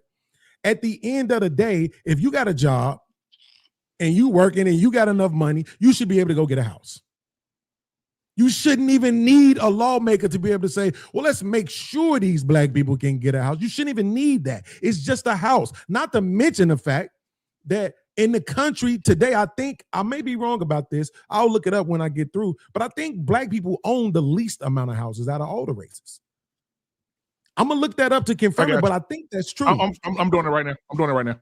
Right? So that's why I'm saying, like, these things that y'all naming, my man named some housing complexes that T.I. built for how many women? Let's say it was 100. Let's say it was 500, but he specifically said it was for single mothers. So now you're basically telling them all the choices and everything you made, that's all good. Don't worry about it, girl. We got you. Keep on screwing these niggas and making babies that ain't neither one of y'all prepared to take care of, and we'll keep housing y'all. Who said that was the case, though? Why do you guys stereotype and assume? I have 3 young men, their mom is raising them. I have 3 students who lost their father, and she's a single parent. So how would you like it if it was one of your family members who father or whatever passed? We have to stop stereotyping black women. We're the hardest on our own race. This is exactly why you said why you said don't be a data rat, right? That's right. And let's go by that. Let's go by that real quick. Right? So here's my question to you. So here's my question to you. Not to own homes by choice, not because they're not qualified to own house. So why is it? What percentage of women do you think that who are single mothers? What percentage of them do you think are single mothers because the fathers died? Well, in my school, in one class, I actually have 5 students out of about 16. Okay, 16. So that's the percentage you want to go with across the country? I teach the entire school. I'm a lyrics intervention. I'm speaking on one class. One class. Then the majority, a good number. I had this young lady come up to me and say, "Coach, why they trying to be funny talking about a father daughter dance? They know we don't have our father. Guess where her father was at? In jail. It don't have nothing to do with her mama." We're gonna bring this back down to a political conversation. We having a political conversation. Dang, this what I'm saying. You don't even realize that we actually having the political conversation because of the fact. Do you see how she don't want to deal with data? This is Democrats talking. And you don't want us to acknowledge that, but I'm gonna do it right now since you pretending that we're not having the political conversation. This is Democrats talking. You asked us, okay, why we got politics of a fair action? Why you had to get a fair action act, right? No, sir. Hold on, Goldie. Hold on, Goldie. Because we're not gonna do is let her land on that like she made some kind of point. What I asked her was, what percentage? Otherwise, you're gonna be running your mouth. Absolutely. What percentage of women, particularly black women across the country, are single mothers because the father died? That's what I asked her. Did she answer that question, Dave? Yes or no? Hey, No, right? This is a part of the democratic process, Dang. Mother. Do you know how many students I have? This is a representation of Democrats. You not. Do you know how many students I have? No, I didn't ask you about that. No, I don't. Do you know how many students I have? No, I do not know how many students you have. Okay. Do I have a class roster in front of me? I didn't ask you about your class. I asked you about America. Well, you asked me how many students I had who parents died. I didn't ask you that. And I could verify with a class roster. Dang. And I could give you the correction. Hold on, Dang. You did it random. Did I ask her about her students, Dang? Why you say F50? Because you're the Democrat whisperer. Which was first of all, I'm actually independent. That's number one. So there you go. You're going to get enough of people with stereotyping people. Absolutely. Did you vote in the last presidency?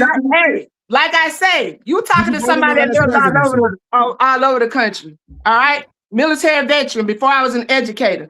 Let's get it together. All right? I served beside some great people, Republicans, Democrats, independents, all type of races. Okay? So let's get it.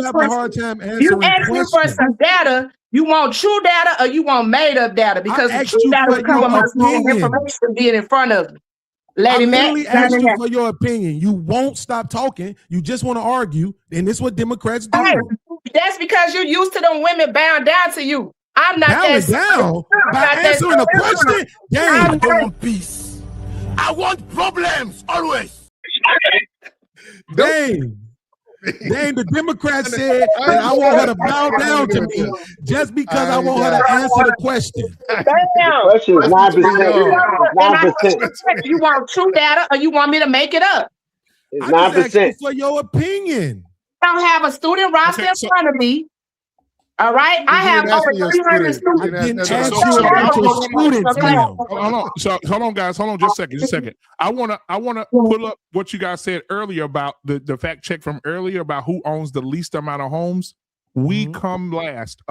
It says white Americans are 72 to 74% ownership of home, Asian Americans 63 to 65%, Hispanic Americans 49 to 51%, and Black Americans are 44 to 46%. Home ownership. So we do fall at the bottom of home ownership in the United States. We all know that. You're being a data rat. Let me say this one thing, JT. JT, I'm gonna show you this one thing. This is why I kind of love being me, right? I swear to God, on my kids, I never looked that up ever before. So how did I know? Oh, it's because I actually think. Right? I don't just be talking. I actually think. I've done enough research that I could think about things and say, well, what's more likely to be true? So when I'm asking the sister Goldie, as you can see, she wants to keep talking to me about her students. But I asked her about Black people in America. Not her school, in America. What percentage of Black women in America do you think are single mothers because the father died, right? Whatever she said, I would have went with it. It didn't matter what she said. I would have just went with it, right? The answer because is 5%. The point I'm trying to 5%. make is that if we can look at the data and we can see like, oh my God, these boys. So that's how we got to that point. Don't act like you poked the bear, and then when the bear started going at your butt, then you want to try to twist it and flip it. No, we got in this conversation because you. Whoa! So now you go too far. I blame Dame, JT. He getting all the blame. It's his fault. It's been his fault for 3 years. It's been his fault for 3 years. That's a fact, bro. I'm sorry, Goldie. Go ahead, Goldie. I'm sorry. So Goldie, hold on just a second, Goldie, before you go. Before we get started, because I want to move the conversation. I have another question for everybody. And I think this one is a great question as well. I need an answer for this one. What measurable economic improvements can Democrats claim specifically work for working class Black men? What measurable economic improvements can Democrats claim specifically work for working class Black men? Now, Dane, we can start with you first. No, I'm sorry, Goldie. We'll start with you first, then we'll go around. You can go with somebody else right now. Okay, Dane. See, like this is where I'm not gonna know the specific policy. I want to say the Inflation Reduction Act that Biden significantly lowered Black unemployment, but there's been other ones before that addressed it. I know Obama had some specific policies to focus Black unemployment, and Black men happen to be a part of Black unemployment, and as well as I think it even started under Clinton. So I can't name specific ones. I can give me a time. I can look up and find a specific one that Obama had, but I know the Inflation Reduction Act was one of the ones that Biden put in place to help lower the Black unemployment rate. But dang, this is my thing though, right? Like when you said it, because I just want to know for I'm sorry. You said when you said it, I just want to know, like you said Biden. Yeah, man, do you not? Well, see, I asked my man, up there. You said Joe Biden put something in place to reduce Black unemployment. Yeah, basically, one of the part of it was the Inflation Reduction Act. It helped decrease because when he took over Black, let me see. I think I have a stat here. I knew this was going to come up. I think it was. You talking about? It was 5.3, and he dropped it down to 5.3 when he dropped it down to 4.8. You talking about racist Joe Biden, right? I don't care if I'm not saying nothing about racism. I'm talking about he said what was the problem? Hold on a second. You don't care if he's racist. Hold on a second. What was you the don't problem? care if he's racist about that, bro. We talking about the policy. Yeah, we ain't talking about the racism. Hey, check this out. Check this out, my G. Hey, my G with the dreads. My G with the dreads. You be quiet because you said some ass ignorant shit earlier. So you just be quiet. I ain't gonna be quiet. You just stay out of the conversation. You just stay. I wasn't even talking to you. I wasn't even talking to you. I wasn't even talking to you. I wasn't even talking to you because whenever you talking about Democrats, all of a sudden race don't matter. Whenever you talking about Democrats, all of a sudden race don't matter. Whenever you talking about Democrats, all of a sudden peace. I want problems always.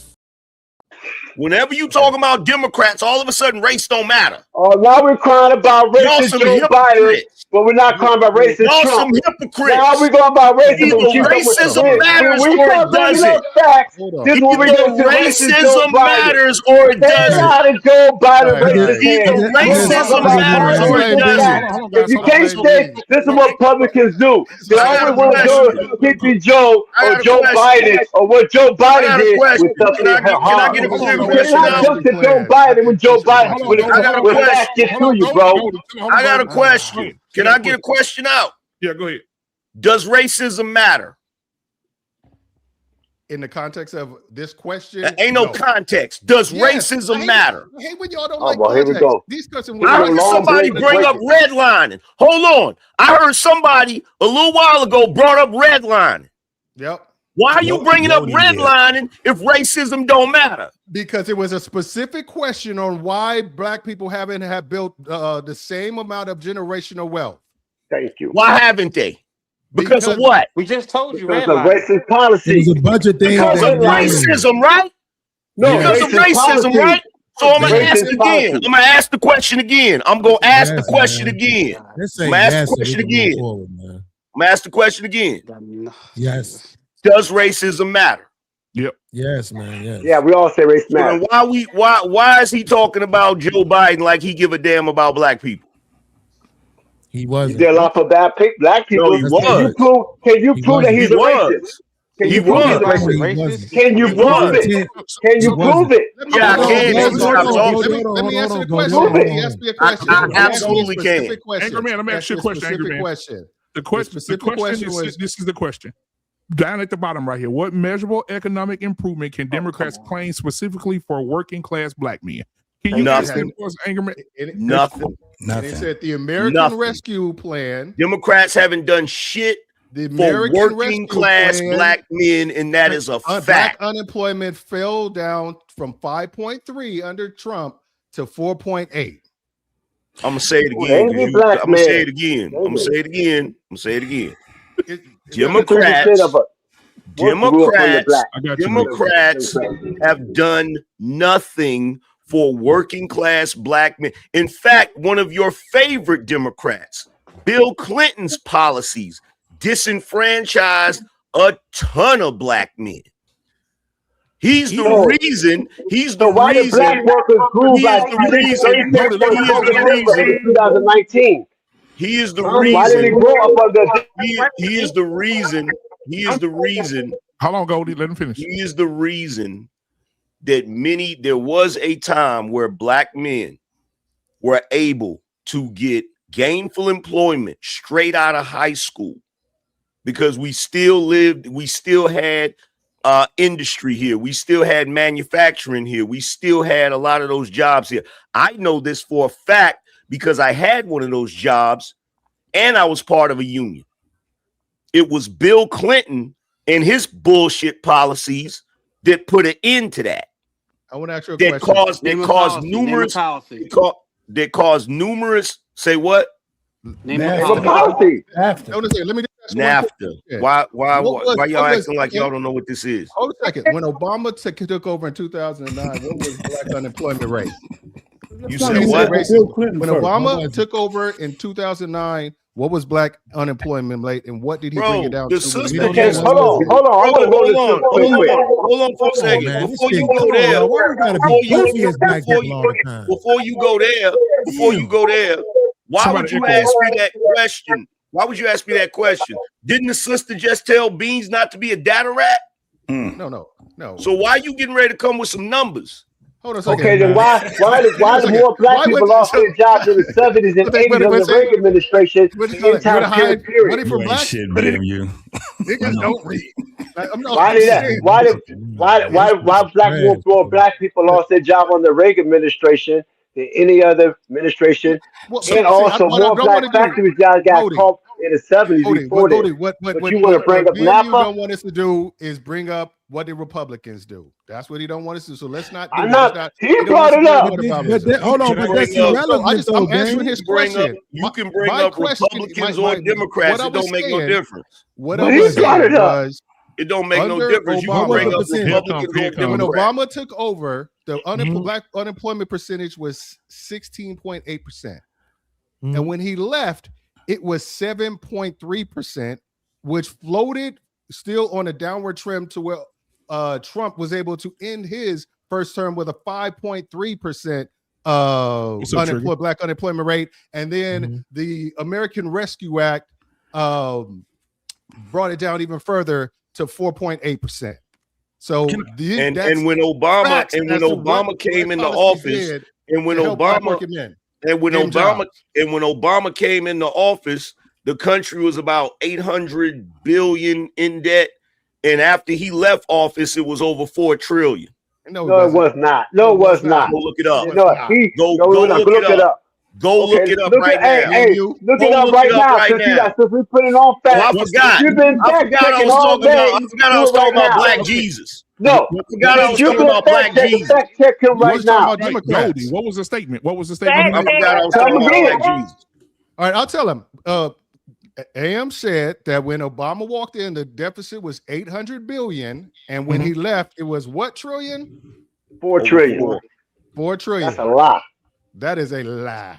Wait, hold on a second.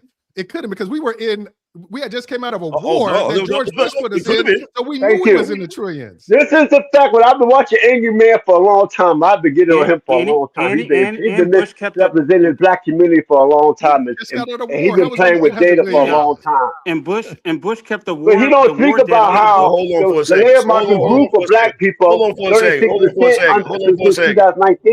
second. Hold on for a second. First of all, hold on. First of all, nigga. No, I don't misrepresent anything. First of all, I don't misrepresent anything.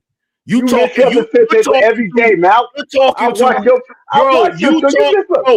Can I get a word out without this? When I start pushing data out, you start running your mouth. I was already talking. You shut up. To answer your question, Angry Man, it was $19.3 trillion when he left. Yeah, oh, my bad. So I had it. My bad. I had it wrong. Again, false data. So data, like I said. So here's the thing. First of all, nigga, I don't misrepresent anything. You misrepresent the community. At all. No, I don't. Yes, you do. What have I said? Give me one statement I said that misrepresents the black community. You said Trump was the best thing for the black community that ever happened. When did I say that? On your show. I did not say that on my show. You did. You want me to go back and pull it up? Yes, you have. I watched you. I got you on Instagram, bro. You on my page on Instagram. Go look me up. I comment in your comments. I've never said that statement. Yes, you did. I've never said that statement. Then go in my comments and go in your comments. Look at your show for 6 months ago. I've never said that statement. Can I? Because I want to move the conversation forward. Brian has something he want to say. Then we'll get quick. Here. But Brian, go ahead, Brian. And I got another question for y'all too. Go ahead. So it says that Obama entered his presidency $1.4 trillion deficit, and he left in 2016 at $585 billion. So I don't know where this 4 trillion. No. Sunk the deficit, misinformation, anger man. So y'all talking about? Also, we'll get it. Hey, hold on. Check this out. Check this out, you goofy ass nigga. Just because you go locks don't mean you bum ass nigga. Just because you go locks don't mean you Afrocentric, Trump. Just because you grow locks don't mean you Afrocentric, nigga. Just because you grow locks don't mean you Afrocentric, nigga. Hey, Trump called you. Go tap dance for him. Go. I let y'all get it off. So I got the next question because I know this one's gonna break. Hey, yo, check this out. Hold on for a second. First of all, I'm forming MOI. Suck my dick, you clown ass nigga. I don't misrepresent black people. Dude, you been sucking. I slap them dreads off your head, nigga. Always. You been sucking on Trump dick and licking his ass and he's coming off.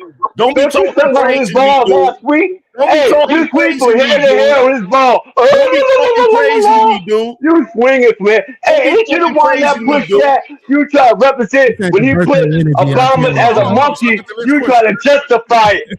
He put Obama as a monkey and you justified Trump. You was okay. Nigga, you acting like a monkey right now, nigga. That's what you doing, monkey ass nigga. That's what you doing, Trump. You acting like one right now. Hold on. I got the next question because I know this is gonna heat up the room too. I got the next question. Trigger Mike is in the building, man. Thank my brother for being here tonight. I appreciate you, my brother. What's up, Trigger? I'm gonna ask this question, and then I'm gonna send it to Trigger first, and then we're gonna go around the room. Yeah. All right. Monkey ass nigga, mad because you felt mad because of something I said, nigga. How long that shit been on your mind, bitch ass nigga? Hold on, anger man. So here we go. Here go the question. The question is, how has the I hurt your feelings. I'm sorry, my bad. Nigga, your feelings been hurt, nigga. Oh, my bad. I got a question. Has dependency on government assistance replaced economic independence in some communities? That's a trick question. We'll start with you, Trigger. I want to. Is it safe to talk? I want to. Yeah. You say. Go ahead. Yeah, let's say small hats. That's all. Just say small hats. I bet. Can I get a? Can you reiterate the question? I'm sorry. Restate the question. No, it's at the bottom of the screen. Has dependency on government assistance replaced economic independence in some communities? 100% yes. Now I guess we can look at that historically, right? But I like looking at things relatively. You know what I mean? We're gonna get up here. We're gonna debate, but we're a capitalist. I guess we're a mixed economy, but mostly based off of capitalism. And when I look from community to community, it's not really a bootstrap thing like people want to call it because they have so many different ethnic groups that use public assistance. But it's almost like, what are you using it for? Right? You can use it to scam the system. You can use it to elevate yourself, or you can use it and become a dependent. And the part I think that is the most prevalent, where you hurt yourself in your ethnic group and your children's chances and you don't grow wealth, is when you use it as a dependency crutch. That part is very, very damaging, right? Because we've seen now, look, I thought it was fake news. I'm not gonna lie to you. The way these Somalians in Minnesota was getting over on that whole thing. Look, they started daycare centers, didn't even spell learning right. Careful, you got liberal niggas up here. Yo, that don't exist. They was cracking down on these daycare centers. I was like, this can't be true. They weren't careful. You misrepresenting the black community. Be careful. I'm not a Somali, so that's misrepresenting us. I'm not Somali either. Oh no! Now y'all ain't going. So y'all not going to include them in the black diaspora? Back to the streets with you. With your brothers and sisters, y'all ain't going to include them in the black diaspora? Never heard. They don't include us. Why we're not part of the black community? They don't include us. Why we include us? Baby, I'm a kind of person. I'm just curious because that was one of the topics. That was one of the topics that I talked about. Was I misrepresenting black people then? When I talked about how it's a shame, they doing all of that shit and they would never let us get away with it. Was I misrepresenting black people then? Yes. A blind squirrel finding nuts. Shut the fuck up, nigga. Get your ass out of your Shut up, nigga. Let me just finish my thank you monologue real quick. So I will say the dependency, you got to be able to mark that with something. You got to put something to it. And unfortunately, I will say in the black community specifically, the reason why it has turned into a dependency is because even with the help, let's say with education, right now we have, I think it's black boys read at the lowest reading level per capita. Is that true? No, it's you got black women. They got the black girls is right there with them. If they are higher, so it's black. If they are higher, the black girls are not that much far behind them. So black children read. Black children. There you go. Black children. Okay. So yeah. So what I'm saying is like that to me is indicative of you good. Right. So we spend the most per pupil in the United States, and yet we have terrible scores like that. Because one of the questions I keep asking on these platforms is look at how these two things is not supposed to be possible to happen at the same time. How can we have the women who are enrolling in school for the highest level of educational attainment at the same time their children are the least, reading deficient in the nation? That shows me that there's something in that chasm that's not really because they're getting vanity degrees. They're not. So look, here's the thing. They're not. It's not like they're getting. It's not like the majority of them are going into STEM programs and stuff. Like that myth that's been perpetuated is not it's not factual. And we keep hurting. Black people keep hurting ourselves when we keep on telling these lies that's not helping us.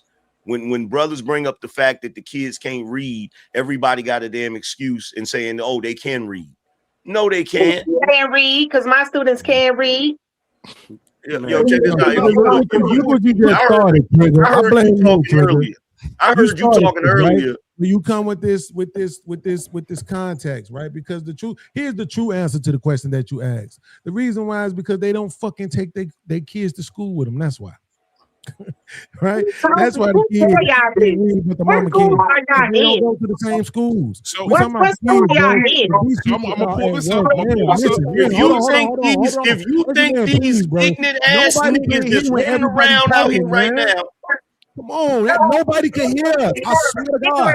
Okay, hold on. I have a very close mind. Okay, hold on, y'all. Hold on, because we talking over each other. Nobody can hear us. So listen. Okay, listen to this. I'm gonna pull this up. It said black students on average do score lower in reading proficiency compared to other racial groups in the United States, according to the National Education Data. That's the key word. Score lower. Keep telling. Hold on, I got you. Let me finish. For example, data from the National Assessment of Education Program, often called the nation's report card, has consistently shown Asian students tend to score highest on average, white students score above the national average, Hispanic students score below the national average, and black students on average have the lowest reading scores nationally. The issue is usually discussed in terms of reading proficiency, literacy rates, and grade level performance. Researchers point to the many contributing factors, which is poverty rates, school funding disparities, family instability, lower literacy exposure in some households, neighborhood violence and stress, teacher shortages, and differences in school quality. All right, so I want to put that out there first. So, Beans, since you want to go ahead and finish your statement, then we'll go around the room. Go ahead. So the thing is this, though, right? Tread. The point is that we can't expect for people to be in 3, 4, 5 places at the same time. That's just not how it works. You know that a lot of these kids that you're talking about are coming from homes where there's only one parent, right? So because of that, they don't really have nobody that is like super invested in their education. I can tell you, growing up around Black people, that we had and put a high expectation and responsibility for the education of our children on the school system. That is what we expected. We expect not everybody was buying all those books and shit and reading them to their kids, right? Like my son, mama did that. My daughter, mama wasn't doing that shit, right? So everybody just didn't have that. You know what I mean? But I understand the point that you're making. I'm not trying to take away from it, but I just think, bro, respectfully, nobody benefits, uses, or depends on the system more than white people. And I don't want to hear this shit about the fact that I don't want to hear this shit about the fact that they have the biggest population. That's irrelevant. The fact of the matter is whether or not when you looking at the dependency rates, if you're talking about Black people, that's fine. Yeah. But you can't talk about the dependency rate and say, "Oh man, look how it's affecting us." Like that. No, that is if it's doing damage to us, then it's absolutely doing way more damage to them. So here's the thing. And this is what annoys me about any of these conversations that we have amongst Black people. Nobody wants to keep it real. Nobody wants to tell the damn truth. Everybody wants to pretend to keep the lie going. The reason why you have an issue with the literacy rate of Black kids is the same reason you don't have one for Asian kids. Because in our culture, it's not cool to be a good student. It's not cool to do your schoolwork. It's not cool to behave in class. And we're going to keep sitting around pretending like we don't know what this is. We have a damn culture that rejects education. First of all, I'm insulted. Let's go and do it. Since you, for some reason on my birthday, you want to do this shit. Let's go and do it. You just named another reason. And I agree with you that that's another happy reason. Birthday, Bean. Shit, goddamn. Hold on. Birthday, you just named another reason. And I agree with you that that is also a reason. Right? And something that needs to be improved on and checked in our community. But how dare you come in telling us that nobody wants to tell the truth when you just told us Obama left with a $4 trillion goddamn deficit, and after 3 goddamn Google searches, we all realized that shit was a lie. And then you want to accuse us and say nobody want to tell the truth, you lying ass nigga? Hey, Beans, check this out. Fuck Obama. Fuck Obama. That's the response to you lying? Fuck that big-eared. Fuck that big-eared fake ass nigga. Because that nigga got pushed out of a white woman and was raised by a white man. Right. Fuck that nigga. Hey, I agree with you 100%. But in defense of Danny, and this is why you were wrong and disrespectful, and you got me disrespectful. I wasn't wrong. You got me taking up for this light skin. I wasn't wrong. But the fact of the matter is that he was not bigging up Obama. He was bigging up a policy that came from the Democratic platform. I got you, Goldie. He was asked a specific question. I think if you asked him straight up and down, and the same nigga that he was talking about that came with the damn policy is a known racist. And if I would have been given the opportunity to break down how he's a racist, I'd have laid out every single thing he's done that was racist. But I wasn't allowed to do that. But I wasn't allowed to. Didn't you just get through saying that they can't hear us if we talk? Go to the bathroom real quick. Hold it down for me. But you see how I said something and I stopped talking? I'm not talking. I'm telling you something. I'm not talking. Didn't you just say, brother? Yes, that they can't hear us when we're all talking. So then can I? It's very different from me just saying to you very quickly. Can I finish my statement? So can I finish my statement uninterrupted, brother? Put your location in the back. I already told you, I'm never gonna give you opportunity to hit me with them damn gorilla hands. And I'm not saying gorilla out of racism. I'm saying gorilla because he got big shit. Too late. Because I know this nigga down here gonna try to say that. That nigga down there gonna try to say it. Hey Beans, I got a follow-up question for Beans real quick. Absolutely. So, here's the question. How are we? So you look to the statement itself saying dependency. Isn't our dependency obvious? if we're leaning on the school system the way you described it, and I'm not sure you actually meant to come off this way, you made it seem like at no point can Black people solve their own problems without the input of the government. I wholeheartedly don't accept that. But how could I have said that? But wait, how could I have said that or insinuated that in any kind of way when all I did was point out two things? One, because you asked the question about why is it that these people who have the most college enrollment and the most college attendance, their kids can't read? And I said, because they don't take their kids to school with them, right? When they in school, their kids at home by themselves trying to figure out their goddamn homework, because most of these parents is going to school at night because they also working, right? The reason, Mike. Hold on, Angry Man, before I have to call you out your name. I'm actually going to agree with you, I'm about to call you the NY word. You don't want that. I'm actually going to agree with you. But I know. But listen to what I'm saying, Tred. So my thing is this, though. I'm not disagreeing with you in totality about the statements that you're making. I'm just saying, bro, I did the math. You niggas got to let this shit go. And if y'all don't stop, I'm going to start pulling up on you niggas. Black people as specifically, right? When you look at food stamps and housing, I swear, look this up. You'll see it for yourself. Use it the less time. They're the least amount of time. They stay on it on average. Food stamps, about a year. Housing, 3 to 5 years. And they be out, bro. They actually are bootstrapping themselves with the system more than we give credit for, because we want to look at the two motherfuckers in our family that's been on it for 30 years. Because Black people don't like the government in their business. And whenever you on those programs, they in your business. They want to know what's in your bank accounts. They want to know they want to know who living in your house. They want to know too much of your business. So here's the thing, Trigger Mike. What being said is not wrong in the sense of you do need certain things from your government. You do need certain things institutionally.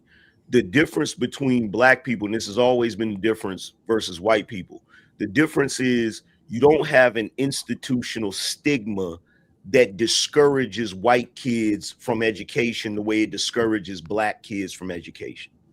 You have numerous factors that actually play a role in the prison, the pipeline system for Black kids more than it does other kids. So that's an issue that got to be addressed regardless. And so, yeah, I'm tracking with y'all on that for sure. My thing is like, I just kind of look at it as one of those situations like what came first, the chicken or the egg, and whose problem really is it to solve? You know, I think the family that we can blame the system, but I'm just trying to wonder if we did ourselves and our children in way before the system could ever get involved. Right? Absolutely I think not. You can't. Hold on. You gotta let me finish. Sorry, Trigger Mike. I'm sorry, but your name is Trigger. You know you're gonna trigger people. Yeah. I'm just saying, like, did you really do your child in for that low performance in reading when you decided not to get along with your baby's father? Did that come first before the government part? So that's what I'm saying, where it's like we set ourselves up and our families up for failure by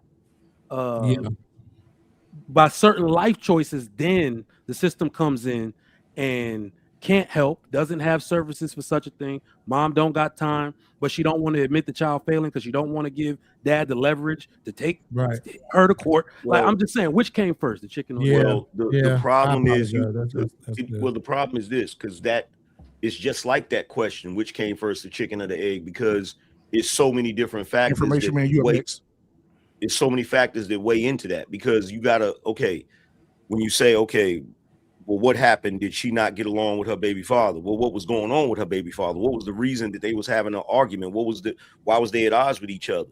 In a lot of cases, is because of the disenfranchisement of Black men. It's because of Black men not being able to get gainful employment. That's going to be one of the main arguments that Black people have in a relationship, is financial issues, right?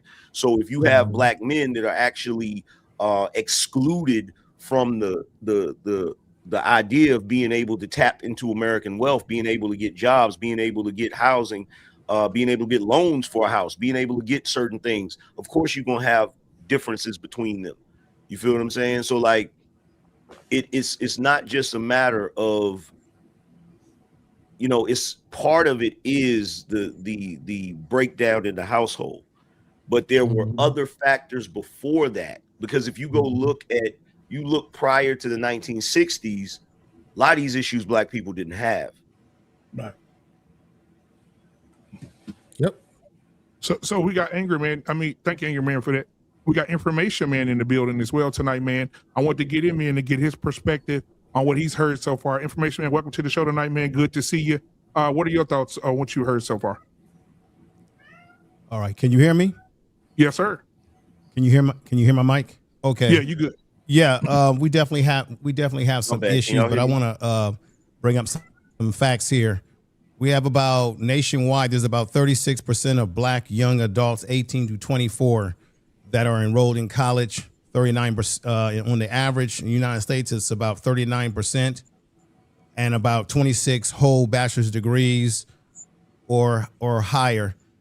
Another thing I want to clear up is that if you are a black child, whether it be boy or young lady, and your parents have college education or higher elevation in their academic, those kids in the black community, wherever they may come, tend to have a higher propensity towards education being a must, education being expected. So a lot of it has to do with socioeconomics and whether your parents themselves have an education. However, we know that in the black community that there are a lot of black people that went on to college and they might have been the first person to graduate from college, and that was something that their relatives or their parents wanted because their parents themselves value education.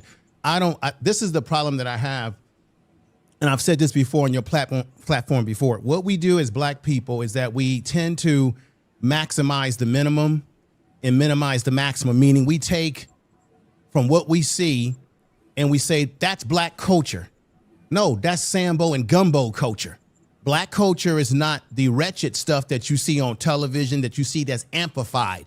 So we take that and we amplify it and say that represents black people when we don't know all black people in every community in every world. We know that socioeconomics plays a role. We know that not having a father in a household can definitely impact the structure of that household in terms of expectations that is expected of you. And so, and it also is a generational thing. I'm a Gen Xer. So my family that I came from, it was an expectation that you're either going to school or you're either working, you're doing something, you're not laying around playing video games. We live in a video game. We live in an era now where we have a younger generation that has no sense of history. And there's some laziness there. There's some entitlement there.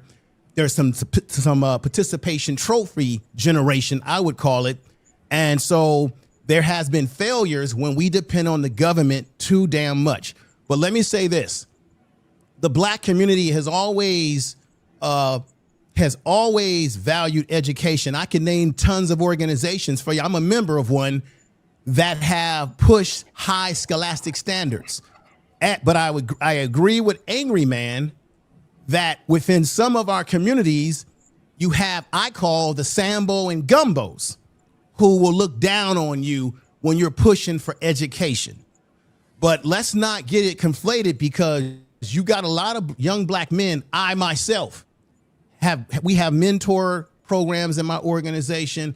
I myself have been involved since I was 19 years old, being in college myself, helping and working with young men, young boys, and helping them to elevate themselves academically, mentorship, connecting them with black men that are professional so that they can see someone that looks like them. Because a lot of times our young men need to see us in action.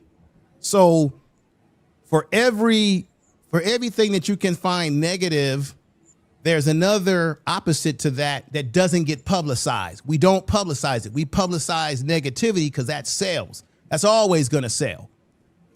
But do we have problems? Yes. Do we need to clean them up? Yes, we need to clean them up. I would only say the only solution to these things is you can talk about what the problems are all day, but the only solutions is what are we going to do about it? Starting first with our own family, our own kids, our own nephews. What are we going to do about it to improve the status of our kids? But it's not only black kids who may have some issues with reading proficiency. We've got problems in this country overall where you've got kids in general, all they can do is text. They don't even know how to write cursive anymore. They don't even know how to write full sentences because all they've been doing is texting. So it's not just black people. I think it's a cultural problem as well with Americans, where kids, there was a guy, I'm gonna say this and land my plane. There was a guy, can't think of his name. He was saying that even though these kids have computers and all type of technology that you would think would put them ahead of us, they've done studies to show that even with the technology, these kids are not as proficient as those of us who grew up back in the day where everything was pencil and paper. They don't have good reading comprehension. They don't retain information because their involvement in computers and all this kind of stuff and in AI has made them stagnant in their ability to process and think cognitively. I'll land my plane right there, gentlemen. And I'll add to that. It's called I was brain long-winded, rot. but thank you for giving me the time. Absolutely, it's called brain rot. Yes, sir. It's brain rot, of course. If you Google what brain rot is, yes, sir, it is. When a kid sits and looks at TikTok all day and watches dumb shit all day, and they watch dumb shit continuously all day, shit that's not going to help them mentally, it's called brain rot. It keeps them stagnant. They can't move mentally. The short term. There's also stimulation overload as well. You know, it has the same kind of effect. So you watching dogs jump off a couch all day, or a dude jump off a roof, or some stupid, and it's just in your head all day. You just your brain just it's not designed to just sit there and watch stupid shit. How many? Let me just say this last point. How many of you gentlemen and ladies on the panel, when you were growing up, I'm a Gen Xer. How many of us, when we were growing up, we were told by an uncle or somebody in the community that we respected, boy, you gonna get up and work today. Help me go out. We're gonna go paint today. We're gonna paint our house. We're gonna learn some type of trade. I grew up that way, where the black men in the community would be like, boy, you coming with me. I'm teaching you fishing today. We have lost community. We just got black people living in blocks, but we've lost a sense of community in some of our communities.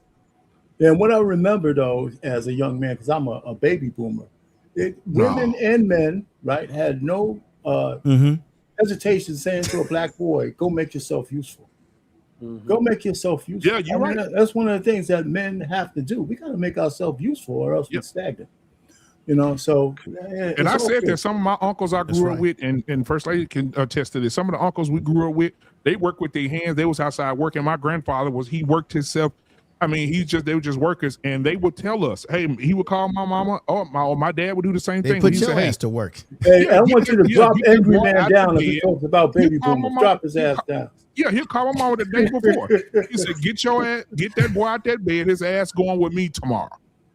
And so it wasn't being on no house playing no games all day when I was growing up. Your ass was gonna be outside. Yeah, so, it sounds to me. Right. But we don't have that no more. These kids are playing video games all damn day long. They thinking about Nintendo Switch all damn day long.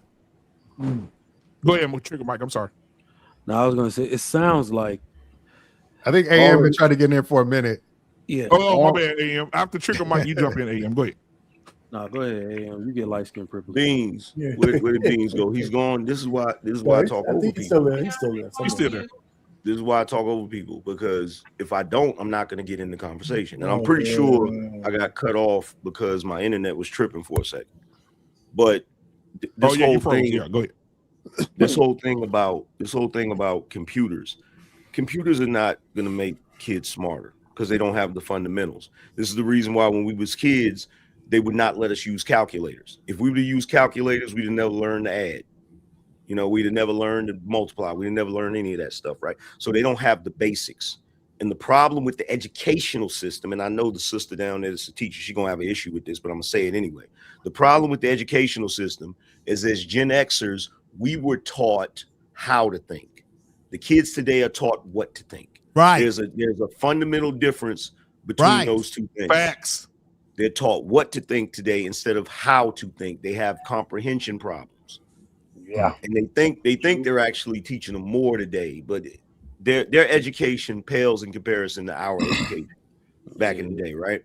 For sure. So, and then on top of that, even with our leisure time, the things we did were more rewarding. So even back in the day when we used to play video games, there's actually a study they did where they found that the video games that we played back in the day actually benefited us because they were problem-solving games.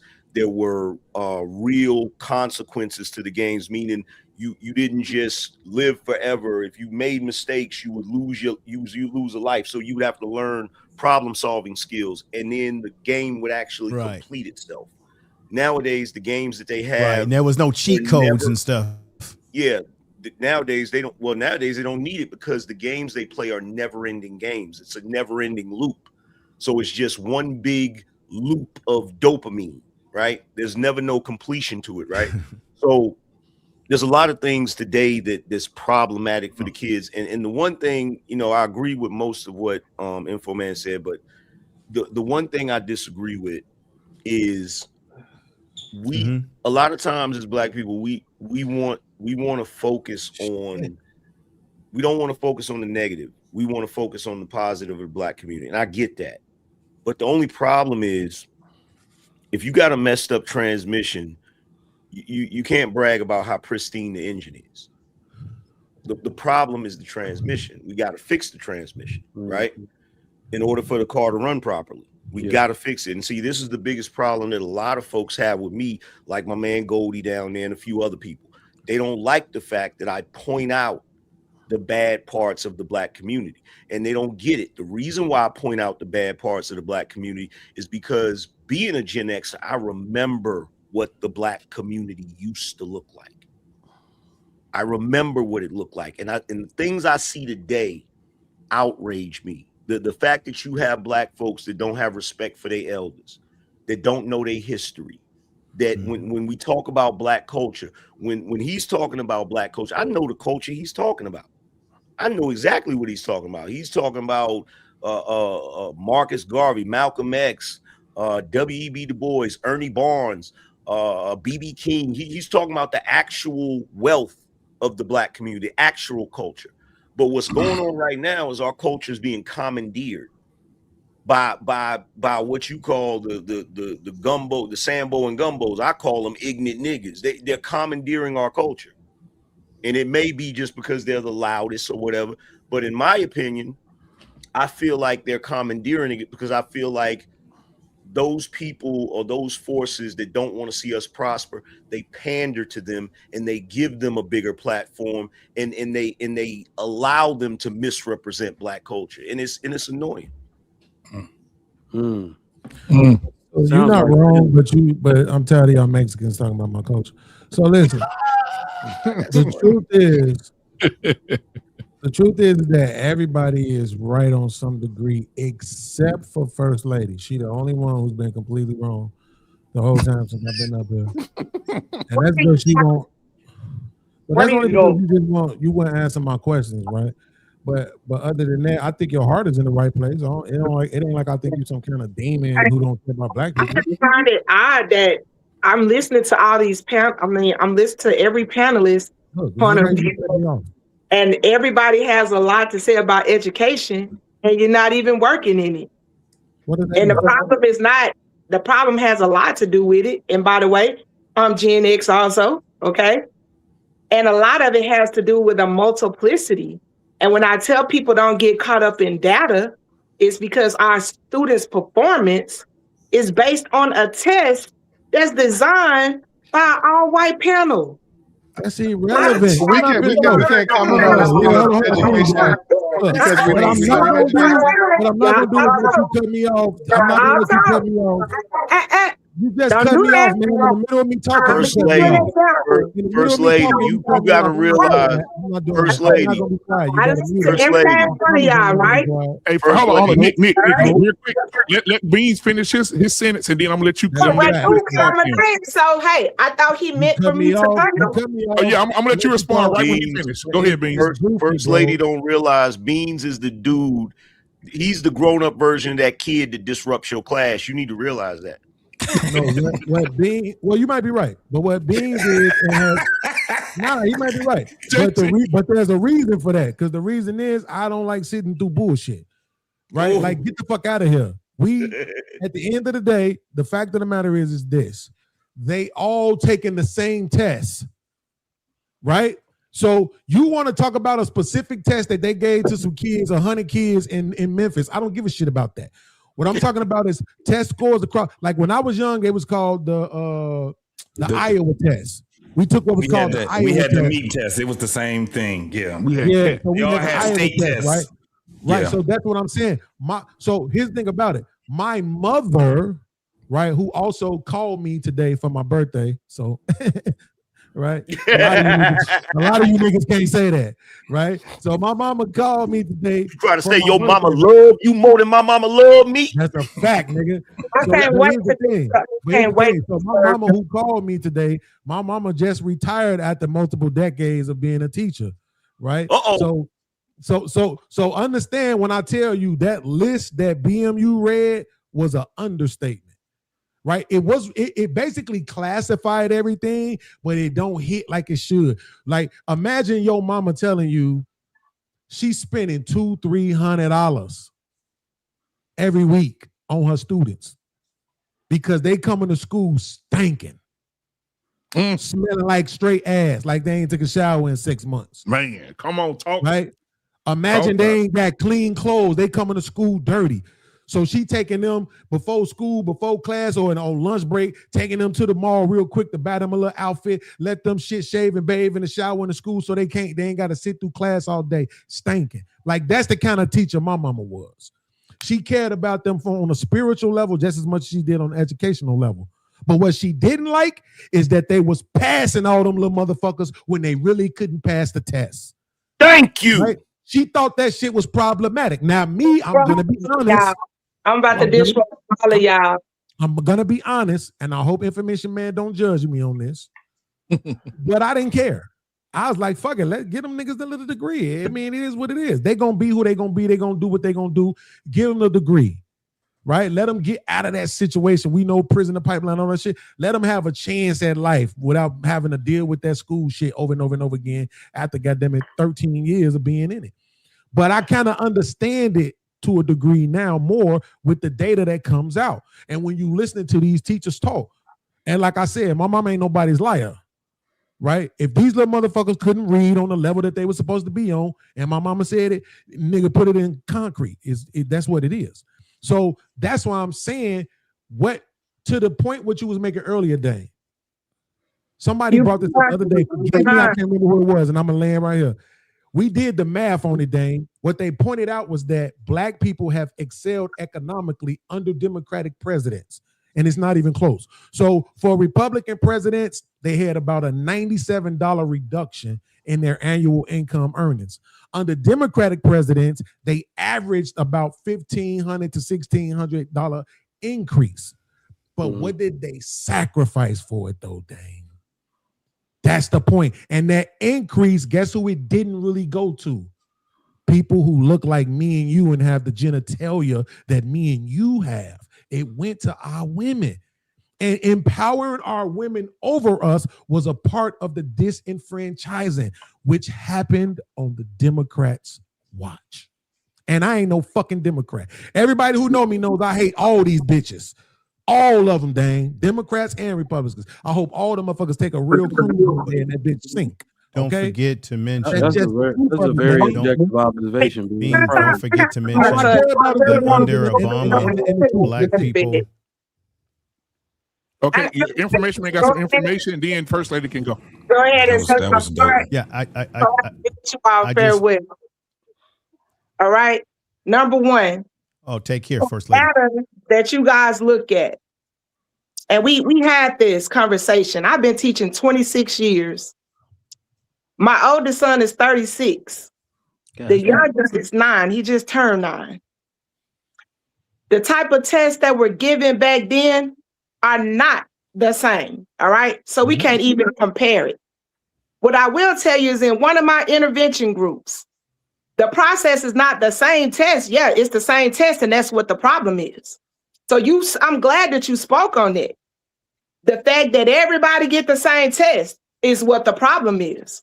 The Asians perform well because most of them go to the parochial schools and the schools that confine to them, which means a lot of them don't even depend on certain standardized tests. All right. They deal more with performance. So the fact that all the tests are the same is the problem. Thank you for that. Thank you for that. Yeah, she's I'm actually doing my intervention groups. Okay, we reading this little passage, and they like the passage is about a supermarket. Our kids didn't know what a supermarket is. We call them grocery stores, and it was actually a test bank, like a sample test question from our LEAP test, and that's what we do here in Louisiana. I could give each one of you gentlemen right now the literacy test that Louisiana uses, and I guarantee you the majority of you would perform below. I guarantee you. It depends on your educational background, man. It has You nothing can't to generalize like that. Man, go get the damn test. Just like when they gave those IQ tests. Hold on, let me say this. I wanted to make a statement. Listen at me now. Listen at me. The literacy test that we use in Louisiana has nothing to do with reading words. First lady. And I told and y'all want to keep arguing with me. I'm working in it right now. I was a literacy coach. So you're dealing with something where you guys are actually trying to compare intelligence based on performance, which is not the same. We've proven it. My first degree was in psychology. Okay, we've proven that over and over that we get caught up in these tests. It's a money-making game. But you guys claim that you're so woke. First but lady. It's a money-making game. Testing is not about measuring our kids' intelligence per se. It's the money. Go and research. Fact checker. Go look and see how much money is actually spent on standardized tests. Go and look. And the it is a money-making system. Hello. First lady. He got a question for you. Like if you haven't, like, the crazy thing, you know something, you want to know what's crazy to me about black women? You could actually be agreeing with them and they won't shut the fuck up just so you can agree with them. Like I was getting ready to say something that was going to reinforce.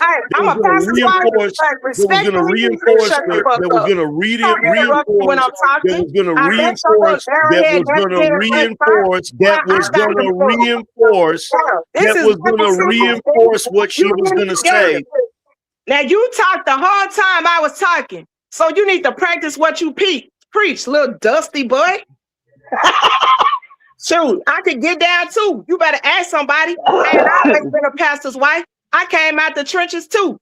Now, you gonna respect me or don't talk to me. Them kids you teaching dumb as fuck. Them kids now you tell me to shut the fuck up. You better be able to stand on. You teaching dumb as fuck because you dumb as fuck. And to disrespect a woman. I'm my mom and my kids standing here. And you sit up there. Kiss my entire yellow ass. You better be glad. Kiss my entire yellow ass. Kiss my entire yellow ass. No, she got reinforcements. That's crazy. Kiss my entire ass.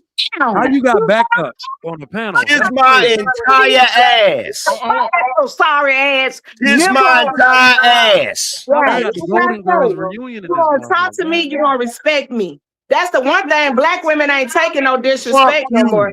My son is in the other room. Go get that white woman's wig off your damn head. Go get that white woman's wig off your head. Then we have a conversation.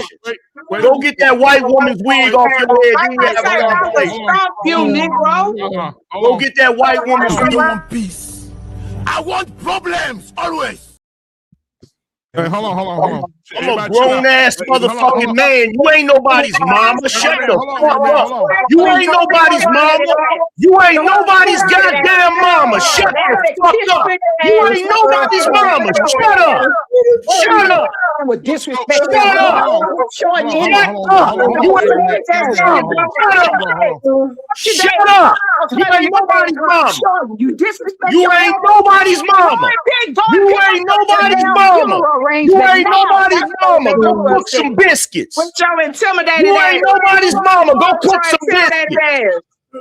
You know, hey, y'all gotta chill out. We derail everything. Chill out. I dropped my location, baby. I ain't scared. So hold on. We need to be respectful. Hold on. And I'm gonna show you. I want to be out of somebody. Peace.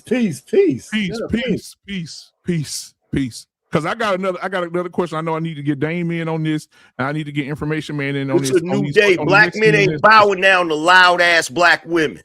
Okay. So I need more of my daughters crawl. Everybody saw you crawl behind my desk. Anyway, so listen, we need to be respectful, guys. Okay. I know things get left, and everybody can have their disagreements, but we need to be respectful to each other while we up here on the panel. Okay. Now, I do want to ask this question though, and this is the last question of the night, and then we can have this discussion until everybody's done with the discussion. But the question is, why is conversation around masculinity and fatherhood often controversial in progressive spaces? You just saw it. You just witnessed it. You just witnessed it. There is a thing in our culture where black women think that all of us are boys. They adopted this shit from the Jim Crow era. They think they're supposed to talk to us any kind of goddamn way. Talk about some, you don't disrespect the black women. Who the fuck is you? You ain't God. You ain't God. Walk up to me, and I'm the You ain't God. You ain't God. You stop too. You can come and You get it ain't too. God Almighty. You can come and get it too. You ain't God Almighty. You ain't God Almighty. I want to hear Dame. Dame is from California. I would really like Okay, to. so get out of here. That goofy ass shit. Those are grown men like they're little boys. Right, so let me ask the question again. This ain't the Jim Crow era. This ain't the Jim Crow era. So Dame, the question going to you, Dame, and everybody calm down, Dame. I can't get outside work for somebody. People shut the fuck up. Yo, go find me a man to talk to. Go find me a man to talk to. Educated. Go find me a man to talk to in that household. Shit. Go find me a man to talk to in that household. Hold on, Anger Man. We're going to ask Dame the question. Dame, everybody to calm down. Dame, why is conversation around masculinity? Get on your ass too. You better ask somebody. Why is conversation around masculinity and fatherhood often controversial in progressive spaces? Because progressive like to use like buzzwords like toxic masculinity in their conversations regarding fatherhood and masculinity. They hyper focus on negative aspects of masculinity a lot of times. So that's why a lot of it can be controversial. I think people who are having conversations. That's like I said, I am a Democrat, but I have some very conservative views. Me and my wife get into them. Some people I know get into it because I have some conservative views about certain things like that. I'm a very traditional man. I mean, but traditional masculinity. I believe in this neo masculinity that includes bullshit and and crying and all that kind of stuff. I don't believe in all that stuff. But I think people try to demonize real masculinity by attaching things like toxicity and misogyny to masculinity. So that's why a lot of times it can be controversial in progressive spaces. Can I add to that? Yeah, go ahead. I mean, you use the term progressive. So the progressive is the radical left wing, right? If we could say of the Democratic Party, they usually call them progressives. And I have a very, I look at it, you got the LGBT people over there and you have feminists. And I look at people like Sheryl Sandberg and all these other powerful women with a lot, like billions of dollars and stuff. And I'm like, why are these women attacking masculinity? And they use words like toxic masculinity. And I think the answer is actually historical. Men inherit the earth. We're the only ones with our power to go conquer, take shit as we please. And the women have the same ambition, but they don't have the power to do it. So in order to keep any power for themselves, they have to launch an attack on masculinity. So the thing that I always say about feminism, or more specifically radical feminism, they can't make themselves look strong and powerful without trying to make men look weak and inept. They cannot do one without the other, right? I want y'all to think about every powerful man you know. They got money, that has assets. When we all get together in a room and we about to talk money, do we mention women at all? Does any nigga get a raise and say, I can't wait to go oppress these bitches with the money I'm making? No, we don't. We don't do that. We don't think about them at all. But unfortunately for them, you have to put two and two together. Every single time they want to talk about power, and acquiring things, they have to talk about how they're going to bring men down a notch so they can do that. They are completely misaligned with how they actually get power. A woman gets power through influence. So if I'm really going to say something, I'm saying most women today that are progressives are dumb, because men out here fighting, bloodying each other, destroying each other's reputations and whatnot to gain advancement. All a woman got to do is marry a nigga, and she rich. So that they're using their wrong power. I'm sorry, they're misusing and misaligned with how they actually gain power, right? So the analogy I like to use, and then I'll land here, is the way it works for men is that there's a diamond in the dirt. Two dudes bloodying each other over the diamond. The modern woman thinks she should roll up her sleeve and get in the ditch and fight the boys for the diamond. Then she's going to get her eyes black and be like, why y'all hit me? I just wanted the diamond. No. That's what the modern woman would do. A traditional woman would say, let me go get a towel and some Band-Aids.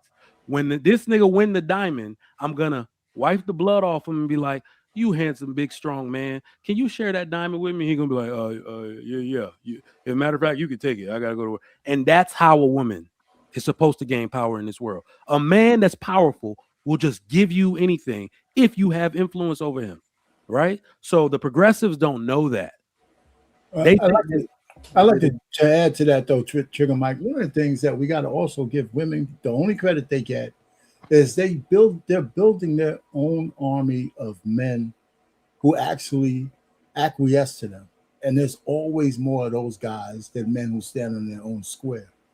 So that's the armed force that they need to be able to maintain power, because if men wanted to take it back, we would. But so they need other men. They need other men who acquiesce to that bullshit. And unfortunately, there's too many men like that. So do you? That's always been that's always the what they've exerted over. They've always done that. Always, but we just bring it to the forefront. That's how it is. Yeah. No, what I'm saying, because I remember I was watching this thing, and they were talking about, like, men. A couple guys were saying, like, oh, if men and women went to war, men would decimate women. No, they wouldn't, because they would women would approach the lowest of the men and incentivize them to fight for them. And no doubt. I'm glad you believe that. And still won't give them no pussy at the end. Hold on, guys. This is one flaw in your theory. Any man, y'all do realize that any man that intentionally follows a woman in that way is a weak man by definition. So you're telling me that the gun-toting men are going to get decimated by the weak men? I don't think that's going to happen. I do agree with what you're saying, R-Pain. We'll talk about numbers, though. This is who we call simps, right? The reason feminism has gotten the wave that it got is because they're able to get men who are begging for their attention and their validation. But what I've noticed is these men actually are the weakest. This is why no matriarchy in history has ever succeeded in creating. I agree with you, Trigger Mike. It's just that there's millions of them. But that's what I'm saying. You really don't think that if there's 100 men and 100 women, that you don't think that they could get more than half of these men to under the pretense of, like, you know what, we don't like them, we like you. No, so we like you, to actually do the fighting for them. If you don't think that women have that's historically how women have done men. They've gotten other weaker men to fight stronger men to get things that they want. Some of the laws have been passed. Weaker men fighting stronger men to pass laws that benefit women. From the lowest level. That's what's happened. And that's what happened in a physical altercation. It's always, let me go get my cousin to fight you. Yeah, but what I'm saying is that not me. I'm gonna stand on my own. I was gonna say, we know you're masculine. You know. Look, Damien, that particular part, that's what you're saying. What I'm saying is that the women can never hold that power, because what ends up happening is that the strong, like, how do I put this? The men always win in the end. Like, I get what you're saying. I think what ends up happening is that we have periods where the strong men conquer, they get complacent, then the weak men come in and they mess stuff up like this, and they start siding with the women, and then this creates an uprise where the strong men got to take over. Yeah, Trigger Mouth, you got a point, but man, we're on the precipice of destruction with all these fucking women who are in charge. I'm telling you, I mean, the more listen. My husband is in charge of my house. This shit is diabolical. This shit is diabolical. I say you can come back in when I'm finished. How about that? The real point is that if you look at the electorate, right? We came just a couple of votes away from Kamala Harris being president. What would be the bane to this United States with the open borders, the liberalism, the socialism, all that shit. Go there, our country is on the precipice of communist socialism because of the weak men following women down these aisles. And the reason we gotta let that happen, so two things can be true at the same time, though. I think the reason we actually have to let that happen is because isn't that quietly creating the resurgence of the masculine man? I think we should try to stop. We should try to stop the destruction before it happens. No, I agree, but I think that's what we always say. It's the wishful thinking part. I think we already let it go on too long. I agree with that. And we got to let the destruction happen. Like how you I don't know what y'all see, what America y'all living in, but Kamala would have been way better than. Nah, bro. Right oh, now. get the hell out of here. Hold on. So one of the things that male female stuff. One of the things that you guys did not mention was the fact that we also have the majority of women that are grooming these so-called weak ass fucking men. So that's an uphill battle that we have right now, because as the generations grow up, as the generations come in, you got a bunch of weak ass fucking men that's automatically coming out of here, starting out to be a lot of weak men starting out to be, first and foremost, one of the things that we already discussed, and it was because they're illiterate. The majority of these damn children out here is starting to be illiterate. The other thing is that you have too many goddamn women, girls that are acting like boys, and they I don't even know what the fuck is about to happen with them. But then you got the men that's out here. The first thing that you're going to have a problem with is because they don't know where the fuck they at. They can't even read a fucking map. They can't do anything right now. Look at what's happening with you guys. You guys already said one of the biggest problems. Why are you talking while I'm talking, ma'am? Why are you talking while I'm talking? So because I talked while I was talking. That's why. I didn't say anything. You ain't tell the rest of them that. I didn't say anything while you was talking. It's not the 60s, boo. So now what we have also is what's being illustrated on this panel right now. We got a bunch of unruly fucking women. And they we have some strong, educated women. Okay? Now you're not gonna talk at me. You want to put talking by my name. I'm not even talking to you. Educated women on this camp, and I'm a married one. I'm not talking to you, man. I'm not talking to you. I don't give a damn. Stop dropping the hints, then. Stop. I don't give a damn if you Sure. Like I say, so let me finish what I'm saying. Like that too. You come to my Respectfully, I just don't understand how your husband can let you stay up on a show. Let me finish what I have to say. I'm gonna pass the mic to somebody. Hold on, Nikki. So I'm gonna let him finish what he said. Now I'm gonna let you respond to what he said. Go ahead, JT. So anyway, we have a bunch of unruly fucking women, and the thing is that as men, we got to start stopping this shit. Let their ass go over there where all the goddamn rainbow people is, and let them have they motherfucking shit, because this shit is ridiculous. It's coming. The craziest part to me was that we was going over this whole thing of the most dumbest people. This is the first time we ever witnessed the damn generation that's out here right now is dumber than their own fucking parents and grandparents, for that matter. Well, what you expect? Look at who teaching them. I'm saying. Gucci Mane older sister teaching them right here. Hey, that's it. Right there. Top secret clearance, counterintelligence. You see who teaching them? Look who teaching them. And what's up? Look who teaching them. And what's up? Hey, this is what illustrates that whole point. Don't look me up, baby. Don't look me up. You scared. You intimidated by me. Now, where your credentials at? You want to compare resumes? So let me say this too. That's what I thought. When y'all talked about I don't pay attention. Hold on for a second. I don't pay attention to ass ignorant. Bring that resume up. Talk with your resume. You ain't educated. I don't give a damn what piece of paper a white man gave you. Baby. I don't care what piece of paper. I don't care what piece of paper a white man gave you. Your ass is not educated. Like I say, look, you are not educated. I ain't got to fake at all. The bar is very low, angry man. The bar is very fucking low. I ain't got it. The bar is low as fuck. Our credentials are verified. Now that's why. That's what I was talking about earlier. That's what I was talking about earlier. That's what I thought. Niggas like that have outbred the rest of us. Yeah. That's the niggas that's having all the damn kids and shit and teaching all the damn kids. That's why the black community is in the state it's in right now. This ass ignorant nigga supposed to be an educator of 20-some years. Shut up. That's what's this wrong nigga right here. You sitting on the I never had no teacher that act like that, bro. What you doing in our community? I never had no teacher that act like that. What you doing about kids in our community except for putting them down? JP, you hear me? I've never in my life had a teacher that acted like that. I would have dropped out of school if I had a teacher like this. Me too. Hey, don't pick your mouth up. You gotta get this under control, man. So just a second. I want to go back to what we said about the weak boys, because everybody are teachers and everybody do everything they do in education. But I'm telling you, here in Dallas, Texas, when we're coaching young men in Little League football and they're 6 foot tall, 5'11", 220 pounds, solid, and they mamas are dragging them out there because they see it in them.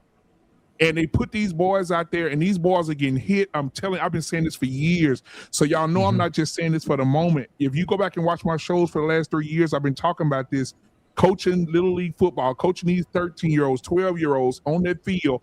These young boys are, I've never seen. It's got to the point, Damon, I quit.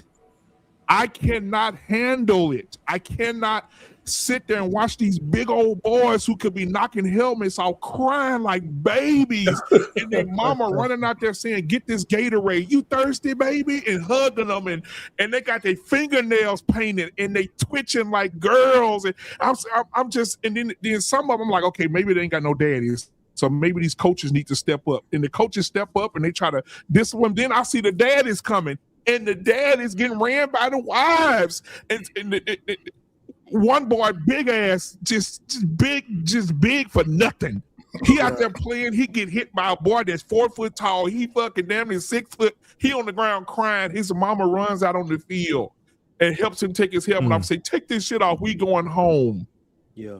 And the dad is sitting right there like, she made the decision. BMU, I'm just telling you, it's just bad, bro. Well, BMU, here's the thing, because this is part of it too. This is part of the disenfranchisement of black men as well, right? Do y'all think for 1 second that the overall structure, the whoever's in charge, white people, whatever, the government, whatever, do you think for 1 second that they don't understand that if they put our women in a position to be above us, that this is not going to be the result? Right. They knew this was going to be the result. They knew this, which is the reason why they don't allow that shit to happen in their cultures. That's right. In the other cultures, they don't allow that shit. You're never going to turn on any podcast with Asian men, white men, Latin men, where you see one of their women doing what that one just did a second ago. You're not going to see that. Right.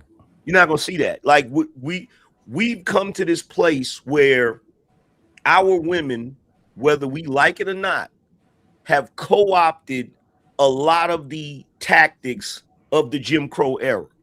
The same way in the Jim Crow era, a black man could be 70-some years old and still be a boy. That's the way our women treat us now. Yeah. No matter how old you are, no matter what your education level is, no matter what your socioeconomic status is, all of these women believe they're supposed to talk to you like you're a child. Like, how dare you say this? Now, what I said to her earlier that set her off is no different than anything I would have said to one of y'all if we would have had a back and forth.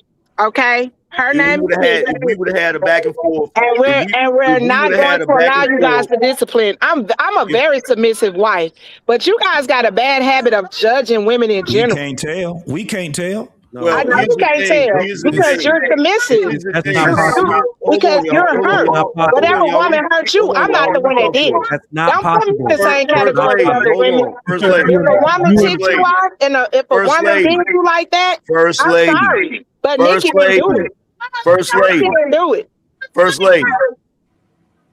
Can you hear me, First lady? Yeah, she can hear you.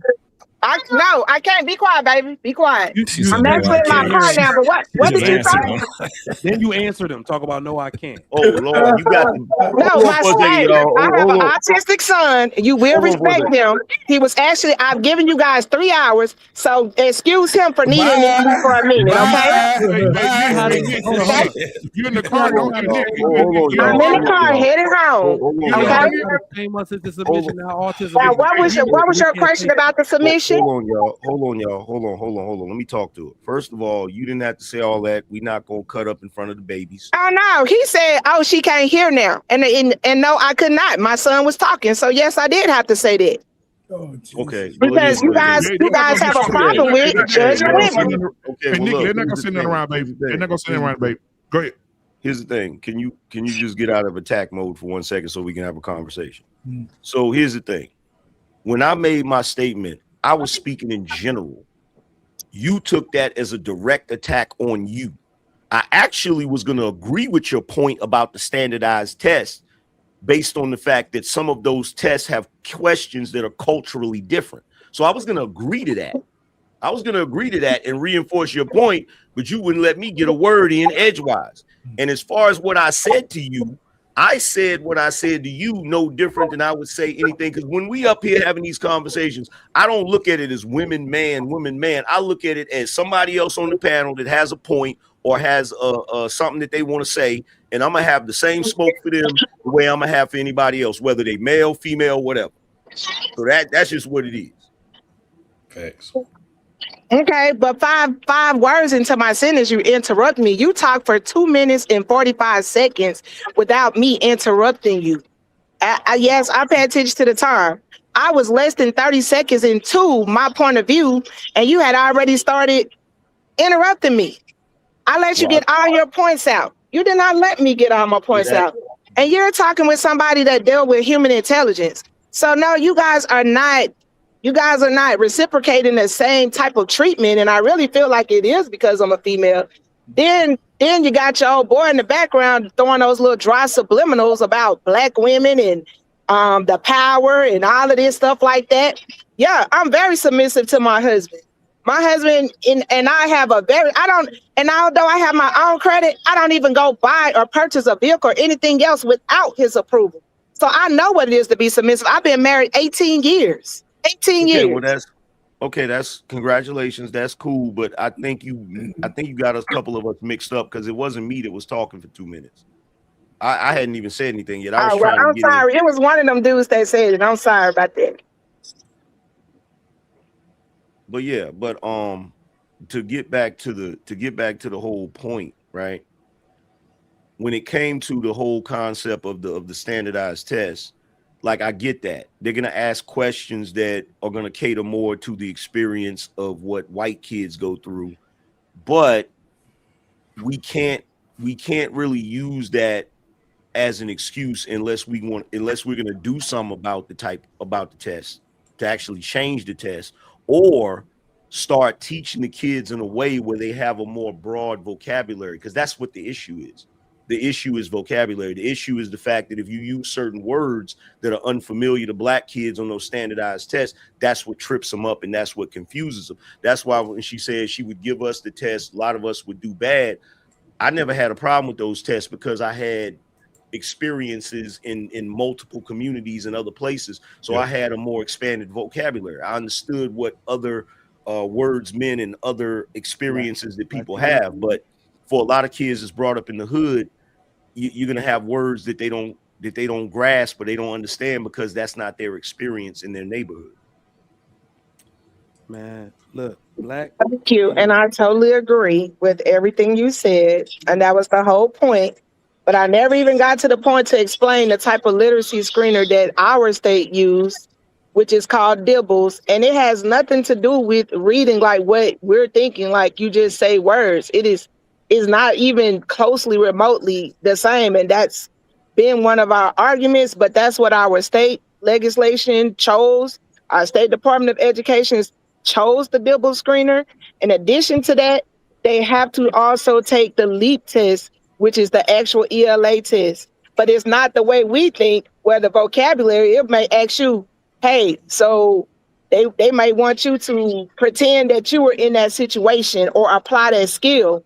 And the thing that's actually what my whole point I wanted to make is not the literacy that's getting our kids, is actually the writing that's what's getting our kids. Our kids don't know how to write and how to put into words the way that test grades them. They know how to write, they may know how to express themselves, but on the scale that the test is actually graded on, because I never even got a chance to even state that I actually grade, I'm a rater in another state, the state of California, the state of Oregon. I actually grade the standardized tests from home, and they're pretty similar, although they're different states. Our kids don't know how to write, but still, that still gets compiled into the literacy data. And that's why I say, please don't be a data rat, because those are the things that we are facing in our communities right now. Yeah, I want to say this too. I don't know who said it a few minutes ago. I think it was Trigger Mike, or it may have been JT, that they said this is the first time ever that parents are that kids are not the future anymore. We used to sing a song, I believe the children are our future, right? I don't believe that anymore. I believe that we're living in a time right now that when we fade out, especially the millennials, when we fade out, because we was right there in the middle of it. We was right in the middle of the of seeing the shit from cassette to CD to DVD, Blu-ray, digital, Ask Jeeves to Google to all this other shit, LimeWire to now. We were just right in the middle of it. But I'm saying when we fade out, we are smarter than our children, guys. That's a fact.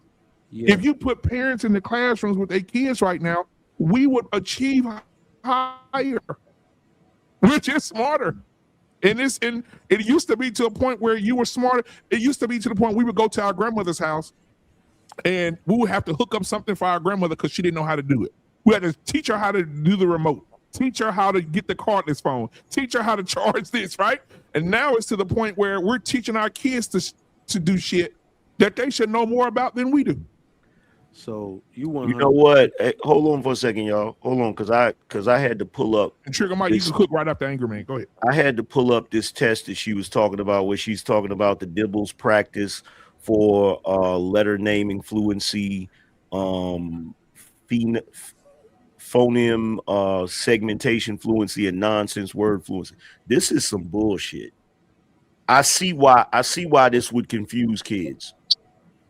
This right here is I'm literally looking at the sample test. It's got WAVE, WAV, GUB, RIN, BEF, PES, ZOC, FAS. Like, these are nonsensical words. I guess they're trying to use those words to show them how to pronounce other words. Why would you even try to teach that way? Thank you for saying my point of view. And you only have 1 minute. That's goofy as hell. Yeah, Trigger Mike, what were your thoughts? I mean, I think you were talking about the children aren't the future anymore. Yeah. And I think we're going into a K-shaped economy where there's going to be no more middle class. That's how it's going to be. And the bad part is that it's basically going to be single people and single parents versus the families, the intact families. I've done a lot of research on that, and not antagonizing anybody. I'm just saying that's what it's going to look like. The people who take the time to focus on their children's education, they got grandmas living with them. They have an insulated community. Those kids are going to be the kids of the future that we're talking about, and the rest of the deficient kids are going to come from households that don't have that exact model. Because, like Bean said, they don't have the time. They're going to actually have to invest more time into work just to make ends meet. And they're not going to be able to read to the children. I got you. Right? They cutting healthcare, child care out for a lot of families nowadays. Yeah, not only is that true, it's one of those things where it's like the more things change, the more they stay the same. people say, "Oh, the family model gone, man. It's new times." Well, those times are about to be more pertinent than ever. Yep. Beans, what you got, man?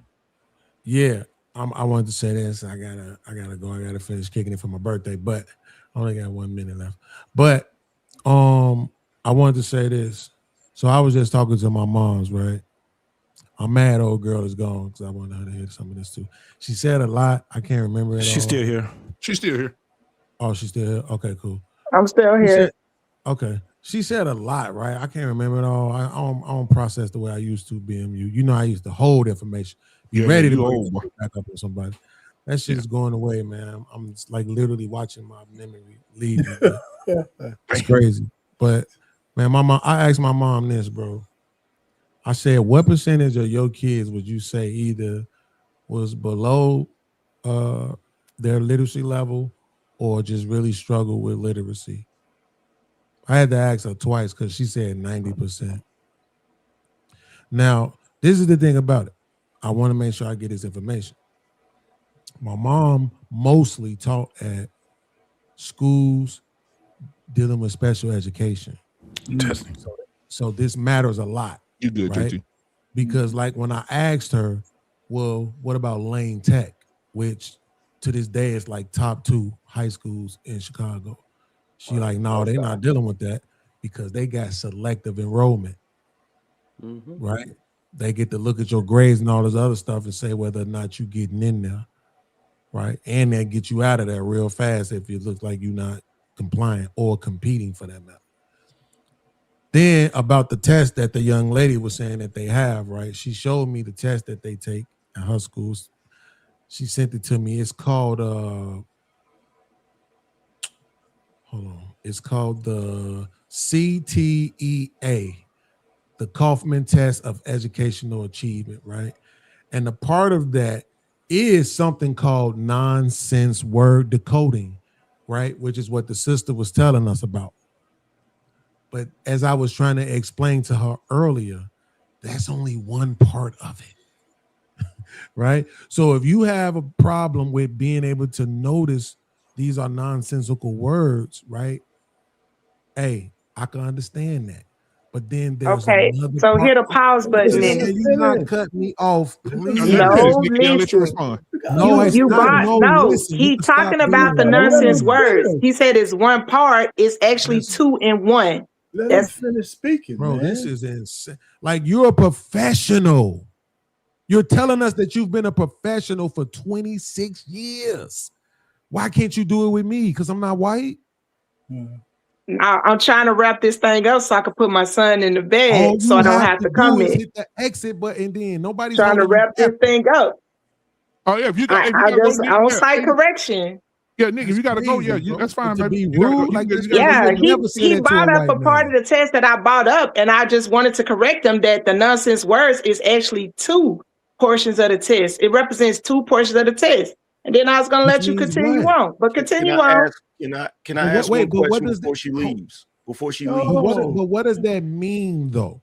Right? It doesn't mean anything, even if you're saying that it's 2 parts. Because I never said because it was only it's the heaviest weighted item on the test, sir. That's fine. Why. But the point is God that bless that's you. not the only thing that they use to determine whether or not kids can read. In Louisiana, they do, sir. Absolutely. I said it over and over. In Louisiana, they do. You see how you keep doing this? I'm trying to be respectful because I got a woman in the house. Off, man. Dang, Jesus Christ. Like, this is insane, bro. I shouldn't have to be white to get consideration from a sister. At the end of the day, the point is this. What's insane, if it's a part or 2 parts, it doesn't What's matter. insane is you won't land your plane. I got a question to ask her before she leaves. I'm gonna land my plane if she keep cutting me off. Well, you not understanding. You was talking for a minute before she interrupted you. You was talking for a minute before she interrupted you, Beans. Come on, bro. I just was gone for 30 minutes, cocksucker. What the Drop the low, nigga. Drop the low. That's all you gotta do. I'm never gonna do that. I'm never gonna do that. So anyway, so here's the thing though, right? So again, it's a whole lot of, it's about 5 other components. Some shit I didn't even think that they considered reading. I thought reading was you put a word in front of me and I'm able to tell you what the fuck it is. But it's more to it than that. They actually quiz them on reading comprehension as well too, meaning understanding if they show you a definition, even if you don't know the word, you're supposed to be able to say what that definition is for that word based on how it's used in a sentence. So it's a lot of other components that they use to test that, but in these good schools, no. But in these lower case schools, these schools with special education, I'm sorry that I believe the white man's data on this one. All right, Anger Man got a question for you, Nikki. Go ahead, Anger Man. Thank you. Yes, sir. Could you pull the screen up again, BMU, please? So here's my question, because I never had to deal with this when I was in school, right? Me either. So are they asking them to read these nonsense words as if they're words, or are these a way of trying to show them how to pronounce other words? That's what I can't figure out. Okay, so this portion of the test actually tests their ability to blend words. So when I told them that it's 2-in-1 test, when it's 2-in-1, one is your correct letter sounds. So the student can actually sound out each individual sound and then blend, or they could just blend the entire word. The danger in that is that they only have 1 minute. If you're special ed, you still only get 1 minute. You receive no accommodations on the test. Damn. Also, the literacy screener for the state of Louisiana for grades K through 3 is Dimples. That is what they use for our literacy data. Wow. It's not the LEAD test. The LEAD test comes into play for 3rd and up, but our major literacy screener is K through 3. It's the Dibbles test. That is a 2-in-1 portion of the test. Now, this is something that our students had the ability to prepare for. We used to use a type of assessment called STAR assessment. Once our Black students began to perform well on the STAR assessment, they said, oh, well, we're not using that anymore in our data. They won't even allow us to use it as part of what we call an SLT. So it's like, oh, no. Every time we close the gap, they come up with another type of assessment. Come up with some more.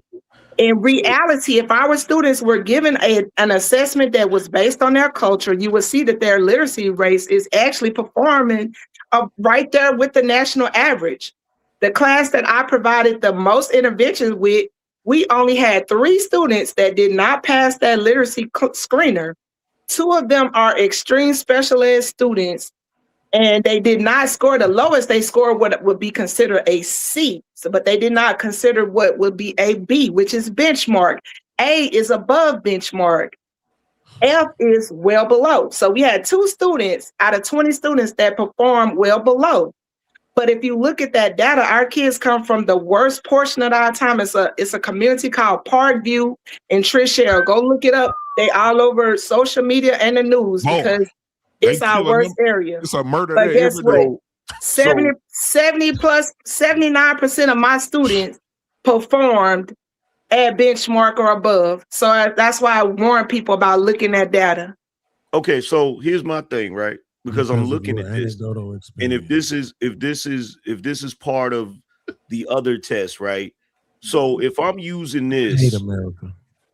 I'm sorry, Anger Man. I love you, bro, but I hate Chicago niggas, man. Just keep talking. I'm not even that loud. Ignore me. That shit. So see, I know you had a problem with comprehension in school. You better cut that shit. Fuck out of here, nigga. I can read better than every nigga on this. Back to the streets with you. Issue with this is this dabbles. This is some bullshit, and I'm looking at it because I know it's some bullshit because some of these nonsense words, depending on, so if you connect that to another word, so like TAL, which could be talent, tally, a bunch of different things. Depending on what the word is, you're gonna pronounce it differently. So how the hell would they? That's some bullshit. You feel me? That's like a test that is designed specifically so that the answer would be subjective. Yeah. You feel me? So that way it's like, yeah, you was right, but you wasn't right. You know what I'm saying? Like, because I'm looking at that like is it Dibbles? D-I-B-E-L-S? Yeah, D-I-B-B-L-E. Yeah, Say it again. DIBLES, I think. DIBBLE. Yeah. Oh, so this is something different, man. DIB is actually DIBELS. Yeah. So see, here's my thing. This is just like that new way they're trying to teach kids to do math. Yeah. And it's like, why are you confusing them like that? Stupid as fuck. Yeah. Stupid. That's what this is. That's what this but, is. But this is what I'm saying though. But this is what I'm saying though, Angry Man. That's fine. But one thing has to be true. Can these motherfuckers read? I'm telling you, when I was in college, bro, and I went to a fucking community college. I tell the story a lot. JT, you probably heard me tell it. My teacher showed me kids' essays. Them shits was like I was standing on the street corner. Mm-hmm. I mean, niggas had walked over here, and so what had happened was, and then, I mean, like, that shit was crazy, right? Yeah, what I'm saying is this: when I saw when social media really grew, now you start seeing that niggas, I'm talking about grown black folks, didn't know the difference between they. I mean, they're there. Yeah. Right? Well, look, like, don't know how to use them. Yeah. Let me ask you this, Beans. Here's the thing. Yeah. When you have this, right? When you have this type of situation, and I'm gonna tell you right now, I was blessed to go to some great schools when I was a kid. In fact, they're a hell of a lot better than I thought they were. when I look at shit now, right? Yeah. Because like I never forget one time I was writing something. You know how you write 3 things in a sentence where you'll write one word and then you put the comma and then you write another word and then you can put the comma or not put the comma and you put and then you put the other word. Conjunctions. One time I wrote that with 2 commas and then the and the comma in front of the and my wife was like, why would you put that right there? You don't have to put a comma in front of that. I said, well, actually, you can put a comma in front of it. It's called the Oxford comma. Yeah. Or you don't have to, right? She's like, really? I'm like, yes. So like I actually had a decent education. I didn't realize until I got older, right? But when you look at stuff like this, Beans, I get what you're saying. The ultimate thing is, can they read? But here's where the problem comes in. I guarantee you private schools ain't dealing with this bullshit. No, they're not. No. You see what I'm saying? This selective enrollment. I guarantee you they not. You feel me? But what'd you say? Selective enrollment. Yeah. Absolutely. Yeah. I mean, I could have went. I told y'all my counselor at my school when I graduated from 8th grade, the counselor dude sent a letter to every school I applied to telling them not to take me because I was a behavioral problem. And they some of them was asking like, why are you telling us? I was like, yo, because he got behavior problems. But my only behavior problem was that my mama had me in corduroy jeans and XJ 900s. Yeah, I've been talking about your ass too. Right? That was the problem. But I'm saying that to say I tested through the roof, that was like only thing I ever had an issue with was science because I just couldn't get into it. But reading, like that shit, reading, when I hear people say motherfuckers can't read, that's just disturbing. I'm like, you can't. How the fuck you can't read? Yeah, I'm gonna say this though because I'm gonna get out of there. I got to do my birthday shit. Salute the BMU. Salute to JT. Salute to my man Goldie. I wish we could have got deeper into it, man, because I think your heart is in the right place. I think your intentions are in the right place. I trust that with you. I appreciate that. My man R-Pain. Hey, man, you get on my nerves, but you my brother. I got $5 for your birthday. In the chat, salute to y'all. Happy birthday, I do want to say to the sister. I appreciate that, y'all. I do want to say to the sister, though, that I appreciate you said you've been a teacher for 26 years. I appreciate you. And I appreciate your efforts because for 26 years, what I know for a fact is that at some point during those 26 years, you cared. Even if a motherfucker say you didn't always care, you did.